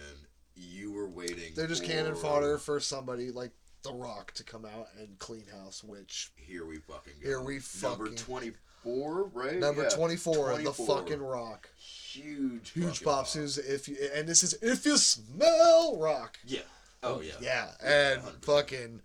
He comes hauling ass out, and dude, he does. He fucking cleans fucking house. I know, he tosses out Boss Man for sure. Okay, yeah, so we're number... what number are we on? 13? We just eliminated Bulldog. No, Boss Man. Rock threw out Boss Man, pretty early when he came in. Oh, yeah, 15th. Okay. Yeah. So, yeah, Boss Man's the first one. He gets eliminated. And then Crash Holly's next, who he was worried about. Billy Gunn comes in before that. Billy comes in. Oh, yeah, so you're right. We're getting more bodies. That's we right. got rid of Run Body, but we got another body coming in. That's right, yeah. And then, right. Rock, just gets rid of Crash. Because, again, that's he was concerned. He was concerned about Crash. And fucking... and Mosh wasn't there no more. Mosh is already gone, so you don't have to worry about him. The story is there. He was concerned. He got rid of it quick. Facts. Here we fucking are. Yeah, that's right. Absolutely. Oh, so, yeah, Mr. Ass is in now, and it's just, at this point, almost it seems like everybody's taking it to The Rock. Kind of, yeah, but at the same time, there was a lot of, because there's so many, how many is there, 8 or 9 in the ring right now? At least right now, yeah. There's a lot of just one-on-ones and one-on-ones. That's true. Keeping the action going. Yeah. Here we fucking are. Yeah. We get fucking Big Show in next. And this is long hair Big Show, they're pumping him, we just talked St. Valentine's Day Massacre. Oh yeah, that was his debut. And he debuted a year ago. Did not plan that. Almost a year ago. Again, we don't plan that shit. We just realized now. So yeah, that's fucking funny. But yeah, here comes Big Show, and he's gonna go. He's after The Rock, 100%. But he comes in, and he's on the next list for fucking eliminations. No, he comes in and he gets rid of fucking Test and Gangrel. He just fucking tosses them out. Yeah, Test is out. Fucking Gangrel's gone. Yeah. We get this is when we get Bradshaw coming in. Yes. And he 27th? Yeah, so we're 27th, getting there. Yeah. We're fucking getting there. We're almost there, guys. Almost there. Comes in 27th, and this is when the posse comes back out. That's right. They come rolling back out again, and they try to beat Bradshaw's ass, but Bradshaw gets the upper hand. Oh, yeah. It was, again, one of those things of just everyone's kind of throwing them out type shit. Yeah. Like that. But, what was it? It was the Outlaws, because they had the tag team match earlier. Yep. That's what it was. It was both the Outlaws, Road Dogg and Ass eliminated Bradshaw. Absolutely, I put right here, eliminated by New Age Outlaws. The Mean Street Posse brawl keeps out, and then Farouk rolls out. Yeah, and they just keep fighting all the way to the entrance, all the way through. Yeah. So there's a story. There's definitely some story between them right now. The whole fucking Kai and Tai shit that seems very different. Kind of just but random, that whatever. Seems like a legit story going on right now. Agreed. Which I can understand. Yeah, makes sense. Totally. But yeah, fucking Bradshaw's been eliminated then, and then we're going, I think Kane comes out now. Bro! Fucking huge pop. So fucking big, dude. Huge fucking pop. As soon as he fucking Kane. walked out he's with Tori. Yeah, this is Kane and Tori, yo. Yeah. And even, I think, King goes, Terry's escorting her man, giving him good advice, or blah blah blah, whatever, some bullshit like that. I was like, that's funny. They are dating right now. This is great. Yeah, and fucking Kane comes in, dude, and Val Venus is gone. Yeah, he tosses out Venus. Fucking out of the way, dude. And then We get number 29. We get the motherfucking Godfather. Godfather. Bro, with his Ho train. Yep. I was looking at the host trying to see if I recognized any of them, but yeah, because apparently that's the thing. They become divas. Yeah, right. So I was like, do I know any of those? Did you notice the one that almost tripped? No, I didn't catch that. Like as they were coming to the entrance to where the ring is, like as they were coming around the corner, like one tripped, and you kind of see her like keep walking, catch yourself. Well, I feel like that was the thing. I want to say I want to say it probably has to be Undertaker's podcast because that's where so much shit's been popping up. Makes sense. Yeah, the fucking that BSK shit. You know, like brr. Yep. They're having a fucking conversation, and I feel like this is where it was. And he would say like they would just go to strip clubs in the town they were in, and just go hire some strippers and be like, however much money, I don't fucking know. Right. But like, hey, you're gonna be on TV for, no offense, 5 minutes. Yeah, right. That's including the entrance and exit. Absolutely. Like, yeah. Godfather matches weren't fucking. No, nothing to write home about. No offense, Godfather. Yeah, he wasn't doing Iron Man matches. We love you, bud, but yeah. Oh yeah, dude, he's cool as fuck, dude. Do you follow his Instagram and shit? I haven't seen. No, I don't. Yeah. All he does is smoke weed and chills. That's what's up. Yeah. He's been doing conventions as Papa Shango. Fuck yeah. Or Shango or whatever. Hell yeah. My bad. Shango, Shango, whatever. Yeah. That's fucking awesome. But no, he just smokes a bunch of weed and chills the fuck out. That's hilarious. Yep. Goals, dude. Goals. 100%. Yep. But yeah, he's in 29th. We get Kane eliminating Albert. Yep. We get fucking Funaki back in again. Yeah, and then he just gets thrown the fuck out. For the fucking fifth time, or whatever. Yeah. And like, then, oh yeah, by that. the way, they showed this again. Ugh. Does that mean you're gonna show Oh, it? and they Was showed that you pointing at you're gonna show it again too? and they showed this again. Oh. Yeah. Yeah, that's gonna happen. We had to watch it 18 times. You You gotta will watch it too. 18 times. Oh my god. And yeah. It's too fucking funny. And then we get fucking Godfather getting eliminated by the Big Show. Right? I mean, Did I have that right? pretty close. We're pretty close to that. So we got X-Pac. X-Pac comes out first. 30th. Okay. Yep. Good number. Yep. Good number. Number 30. Actually, when we get to it, we'll get to it. But I didn't expect it. No. Yeah. Yeah. So we get Snow eliminates Hardcore Holly. That's right. Yeah. And then we get to Big Show tossing out Godfather. We get Okay, Rock so I flipped fucking those two. throwing out Snow. This was really weird. Gunn eliminates Road Dogg. Yeah, Billy he ran up right behind him after because Road Dogg just eliminated somebody, right? Or no? It had been a minute since Road Dogg had gotten anybody. He was doing something like he was on the side of the ropes, like talking shit to somebody, and fucking Gunn came right up behind him and grabbed his leg and just flipped him over. And then, like, really fucking close, Kane just throws Gunn out. Yeah. And this is when we get some fun stuffs. So the Outlaws both just pull fucking Kane out from under the ropes. Yeah. So he's not eliminated, but they're pulling him out. They're fucking brawling. They're going up to the fucking stage and shit. All the refs are concerned. Yeah. Refs ain't seeing shit. Yeah. Nope. So X-Pac ends up getting eliminated by, who was it? By Kane. By Kane. No, not Kane, because Kane's not in the fucking ring. Kane. Oh, no, Kane got eliminated by X-Pac. By X-Pac. So, no, who was it that eliminated X-Pac then? Oh, Rock. Oh, yeah. So Rock fucking eliminates him, but refs don't fucking see it. They didn't see it. And he just fucking rolls his ass back. Yeah, just rolls back in the ring. Here we are. Yep. So now the whole fucking Outlaw Kane thing has been disrupted. Kane's back in the ring. Yep. Final four. Yes. So we got The Rock, Kane, X-Pac, and the Big Show. And this is no offense in any way.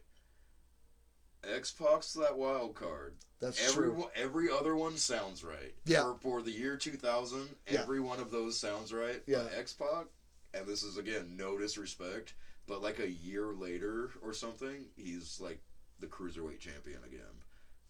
Like when the Invasion thing happened. Oh, yeah. Over. You're right. And I feel like I know he was light heavyweight champion for a minute. Sure. Like, Yeah. And this, again, no offense.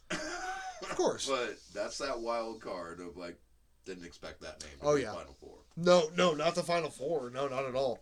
I was expecting, especially coming out at 30, I was expecting that to be another, like, instant. Like, right. just kind of like, oh, like, fuck you, Xbox. Well, yeah, like, but, so you know, Rock is probably, what, like, 4 or 5 inches taller or something like that? Probably at least, yeah. Kane wearing those fucking lifts. He's easily 7 foot. Yeah. Big Show without fucking shoes on at all is 7 feet, you know? Facts. Like, so, He's yeah, no offense, just a wild card. Yeah, absolutely. He's No, a wild card. that absolutely makes sense, though. I get yeah, totally. Yeah, we get, is actually, again, unexpected. We get the spinning heel kick to Kane. Yes. That's how Kane gets eliminated. Yep. Kane is eliminated by Xbox, so now it is... Again, unexpected. Yeah. Didn't expect And you're like, that. whoa, wait.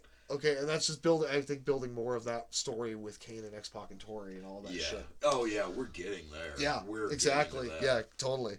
Yeah, X-Pac's about to steal Tori from Kane, all that shit. Yep. Yeah, she's going to join DX and shit. Yep.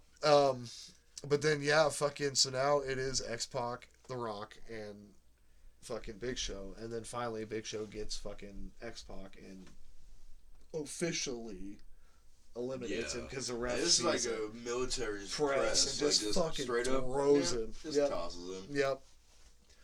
Which is just what I expected earlier on. Me too. Like, Yeah. Didn't expect the spinning heel kick to Kane. No. But then, there it was. Yep. Exactly. But again, building that story right. That's all right. I get it. Good storytelling right there. Oh, it so, makes sense. Yeah. It makes sense all fucking day. Totally. Yeah, 100%. And then now it's down to the final two. Big Show and the fucking Rock. Man. Show and Rock. Yes. There it is. Rock predicted this shit. All he had to do is get past Crash. He got past Crash. So And Mosh was already gone, so Mosh, he didn't have to worry about Mosh. Yep. So half his job was done for him. So by Rikishi, his cousin. Here we fucking are. He did it for the Rock. All right. That had to have already happened, right? That's why Stone Cold's not there, right? That probably makes sense. Yeah. I But feel like I don't think he's been revealed as the driver yet. Stone Cold comes back before that. That's true. Yeah. Yep. Yeah, this is definitely that time where there's no Stone Cold. Yeah. Yep. Because this is right before he debuts with the Disturbed music. Oh, is it really? I want to say, yeah. I don't want to know that. I want to say it is when he comes Rain back. on my parade like that. I'm sorry. Because that definitely, I remember that though. It was like Backlash, right? Probably. So, when he made his return and right, the pop. Like I've seen clips all the time of just it'll randomly pop up. The biggest pop in history was that return, and I feel like it was Backlash of maybe 2000. Probably. I feel like it had to be because. Because Backlash would be coming up. Yeah. So like he was. WrestleMania. Yeah, it's right after WrestleMania. So yeah. Yep. So here we fucking are. We get the. I feel like we get a rock bottom. We do get a rock bottom. We get people's elbow. Yep. And that doesn't really do nothing because it's a Rumble. Dude, fucking. Also, Show just no sells the fuck out of the people's elbow. For the most part, yeah, I feel like he was up quick. Yeah, he hits it, and then he get pretty much almost immediately gets right back up, and then I think that's when we get the rock bottom, or do we get a choke slam? Oh yeah, we get choke slam. Yeah. I thought so. Yeah, okay. Yeah, we get choke slam because fucking Show has to be on top. Yeah. So he does this pretty obvious by the way he's fucking doing this, but yeah, just throws Rock up on his shoulder like fireman carry essentially. Yep. And he's doing that whole should I go this way? Should I go this way? I'm gonna go this way. And then just kind of starts the running thing, trying to go over. Yep. Rock holds the rope. He goes over. Rock flips back over. Yeah. Fucking boom. Rock wins it. Yep. Grabs the mic, says, I don't remember. Finally, the Rock's going back to WrestleMania or something like that. Yep. Yeah, just cuts a little promo, and then. There was. Yeah. I think Show kind of attacked him a little bit. I think he did attack. Yeah, he attacked Rock or something like that. Yeah, and then it kind of just selling that story. Yeah. Because that's the other two for the 4-way for WrestleMania. Yeah, that's true. You already seen Cactus and Triple H. Now you gotta remember this one, and here we fucking go. That's right. Absolutely. Fuck yeah, dude. So yeah, Rock wins the Royal Rumble. He's going to WrestleMania to face the champion, which is eventually changed to a 4-way match with every McMahon in every corner. Blah, blah, blah, blah. Yeah, I feel like Triple H was still champion. I think he was still. Right? Yeah, so it was him and Steph. It was Rock and Vince. Foley and Linda and Shane and Big Show. Shane and Big. Oh yeah, that makes sense. Yeah. No, that totally makes sense. Yeah. Huh. All right. Interesting. Yeah. Yes, sir. Wonder what else is on that one. WrestleMania 2000. That could be fun to do. That could be. We haven't done a WrestleMania yet. We have not done a WrestleMania. We didn't do a WrestleMania or a Starrcade. No, we haven't right. done either one of those. That's true. We'll have to look into those. We should think about that. I agree. I mean, we all. I've been having fun doing these other littles, like the fucking in your houses and shit. Same. We probably should do a WrestleMania. We probably should put one out there. Or Starrcade. Okay, we're on. This is 16. No. Yes. Yeah. This is episode 16. In my notes, it's 17 because of a lost episode. Well, yes, so it is technically. Always the one that's before fact. when It's absolutely, technically episode 17. But let's say when we get to episode 20, let's do a WrestleMania for episode 20. Okay. You want to do, I don't know, we'll talk about it. Yeah, we'll figure out which one. Yeah. I kind of want to do 98. 98 would be fun. Yeah. That Austin Michaels with Mike Tyson. Yeah. Fucking Outlaws and Cactus Jack, Chainsaw Charlie. The fucking dumpster. That's a dumpster, yeah. There's people in there! My God, there's people in there!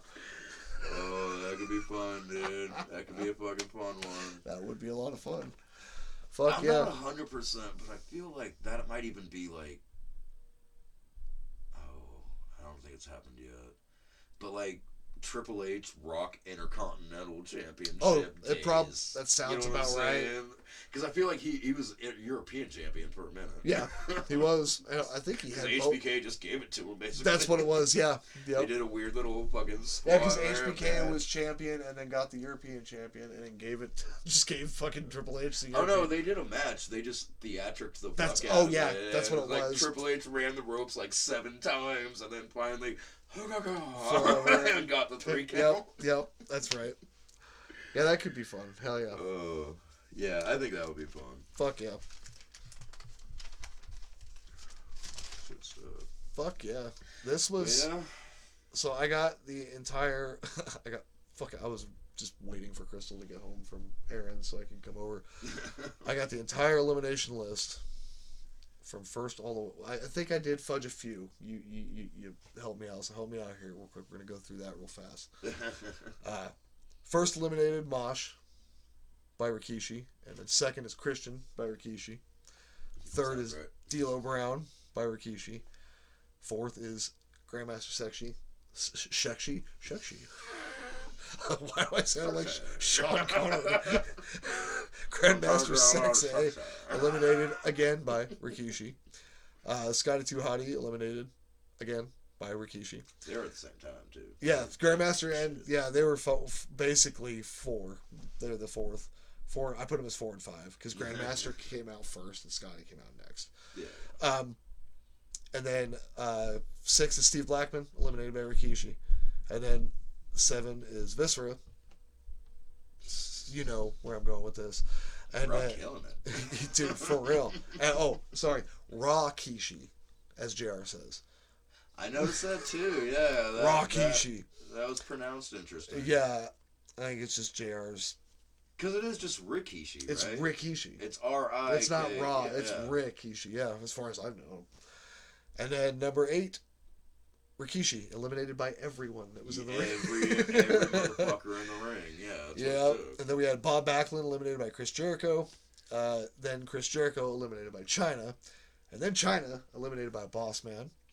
And then Farouk eliminated by Boss Man. And then Bulldog eliminated by Road Dogg. The dogs. Dogfight. And then Edge eliminated by Val Venus. And Boss Man eliminated by The Rock. Crash Holly eliminated by The Rock. Test eliminated by The Big Show. Gangrel eliminated by The Big Show. Bradshaw eliminated by the New Age Outlaws. Yeah. Val Venus eliminated by Kane. Prince Albert eliminated by Kane. Godfather eliminated by Big Show. Hardcore Holly eliminated by Al Snow. Al Snow eliminated by The Rock. Road Dogg eliminated by Mr. Ass. Mr. Ass eliminated by Kane. X-Pac eliminated by The Rock. Referee didn't see eliminated by The Big Show officially. Yeah. And then Kane eliminated by X-Pac with the heel kick. And then Big Show eliminated by Rock. And I love how they did that ending. That like they were kind of like trying to model the same Shawn Michaels 1 foot touching the thing because Rock flipped over and Did his feet touch? Did his feet touch? That's been a fucking thing. Did you actually see that? God damn it! I'm going back to 2025. Do it, bro. My bad. No. Did you see that though? Like Penta's feet touched. You know what I'm talking about? Yeah, right? no, I know what you're talking about. Yeah, I agree. I feel like I see them touch. I feel like they. It wasn't a 1-footer. It wasn't a one. Just catch yourself, put yourself back up. No, I think it was both. You're right. Like yeah, as much as I dig Penta right now, I have to agree. Dude, he's killing it, dude. He really is. He's undefeated. He's popping hard too. Yeah, that's what's up. But that's Royal Rumble 2000. Yes, it is. Folks, what you think? Did you watch it? Did you like it? Let us know down below. Dude, it was a fun one. I enjoyed it. Yeah, I totally enjoyed it. It's definitely not one of those ones. But yeah, no, it was fucking fun. This brought me back. I definitely vividly remember watching it, and I vividly remember certain aspects. Oh yeah, I'm dead ass positive I had this pay-per-view live. Yeah, same. Yeah. Pretty sure. Yep. Or I went to some, a friend's house who had it. One of those. Watched it live. One of those. Way. Absolutely. 100%. This is a great one. You also inadvertently got a Royal Rumble 2025 mini review also. For funsies. Yeah, absolutely. Yeah, fucking A. If you guys have any, suggestions, like we say, hit us up. You got the emails. Hit us up on the socials, Facebook, Twitter, Reddit, all the stuffs. Fucking like, share, subscribe. Go give us a fucking 5-star rating on Spotify and fucking that'll help move us up. Tell your wrestling nerd buddies. Algorithms and all this shits. Yeah. Press the button. Keep share searching. With your wrestling nerds. Yeah, keep searching Triple T Industries. Just keep searching it. Everybody just search Triple T Industries. Eventually, the algorithm will fucking work itself out. You'll see. It'll do its thing. Yeah, absolutely. Ben, you got anything else left to say? Oh, I don't know. Should probably go to either EC-Dub or WC-Dub next. Yeah, we've done. Can't do too many WWFs. No. I feel like we did 3 in a row just now. I think we did. Yeah.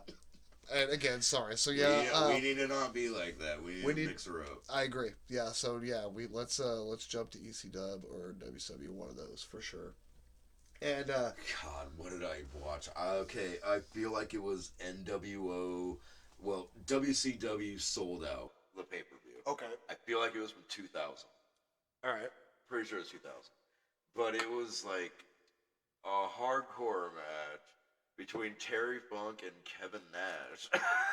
Wow. And like the stipulation, somehow Nash wins.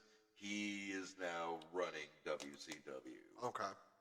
Don't know why Terry Funk was the one who was defending gets that. defend that. Yeah. That's weird. I can't see Terry Funk owning WCW, but I don't remember. So again, yeah, I was talking not sometime in the year 2000. I don't think I was really watching. I was back on WWF right there. This was the new World Order. Yeah. Where it was like Bret Hart, Jeff Jarrett. What was when the it just started dudes? to get overinflated. They were We talked about DOA earlier. They were the bald dudes in DOA. I can't remember the Harris Brothers. Oh yeah, I think is that what it is? I think that's what they're called. Because I Yeah. believe we talked. One of the pay-per-views we did is when one of them got kicked out and they beat his ass or something like that. Remember? And then he came back and helped Hogan or some shit. Oh One of no, the that was Horace Hogan. That was Horace. Oh, that was okay. Whatever. No, the Harris brothers. They were just like these tall. They were basically like identical twins. Okay. They had shaved heads. They had the fucking goatees. They looked exactly alike. Got it. But yeah, in WWF they were DOA. They were Disciples of Apocalypse. Okay. They were the biker gang crew. Right. Before the American Badass was a thing. Gotcha. Throw that out there. They did it 3 times, if not 4 times, fold. Well, there was a while DOA was 3, and then I feel like there were 4 of them at one point. Yeah. And it was so funny. Their names were like Skull and 8 Ball or something like that. I think so. Because Crush was in it. Okay, yeah. Yeah. Holy shit.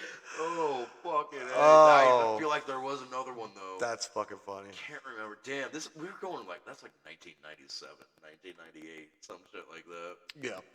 Because that was that 97 Survivor Series, was the Gang Wars. And it was like what was Savio Vega's group? We've talked about him. I know we've talked about him. Yeah, son of a bitch. Why am I drawing a blank? Can't remember. But either way, there was, factions going at it for Survivor Series. Yep. And then also a little screw drop. Yeah, there was a was screw job happened that. Oh yeah, there was something about like somebody screwing somebody over for the title or something. I don't know if we've ever mentioned it before, or if you even know what the fuck we're talking about. If you know what we're talking about, hot loogie in the face. If you know, Stephanie hawked that huge loogie in McMahon's face, right? Because Stoke fucking with the crowd. Oh. What the fuck you doing? Yeah, no. You know what the fuck we're talking about. Stephanie in 97, she was like fucking 50. Yeah. Well, her dad was Vince McMahon. And on I'm not wrong. And on that note, folks, this has been fucking McTuggy and Big Ben for Buds, Bowls, and Backdrops, yet another pro wrestling podcast. Thank you for watching / listening. Go ahead, like, share, subscribe, all that shit. Like I said before, give us those ratings on Spotify and hit the socials and let us know if you like us. Or I mean, even if you don't, whatever. We want interactions. We're lonely. We'll take some hate mail. It could be fun. You might get read on the podcast. There you go. That could be fun or bad for you. I don't know. Either way, we love you guys. We're fucking out. Peace, buds. Oh, peace, folks. Cheers, buds. I fucked it up. Are you ready? Oh, you didn't know? If you smell, Austin 316 says I just whipped your ass.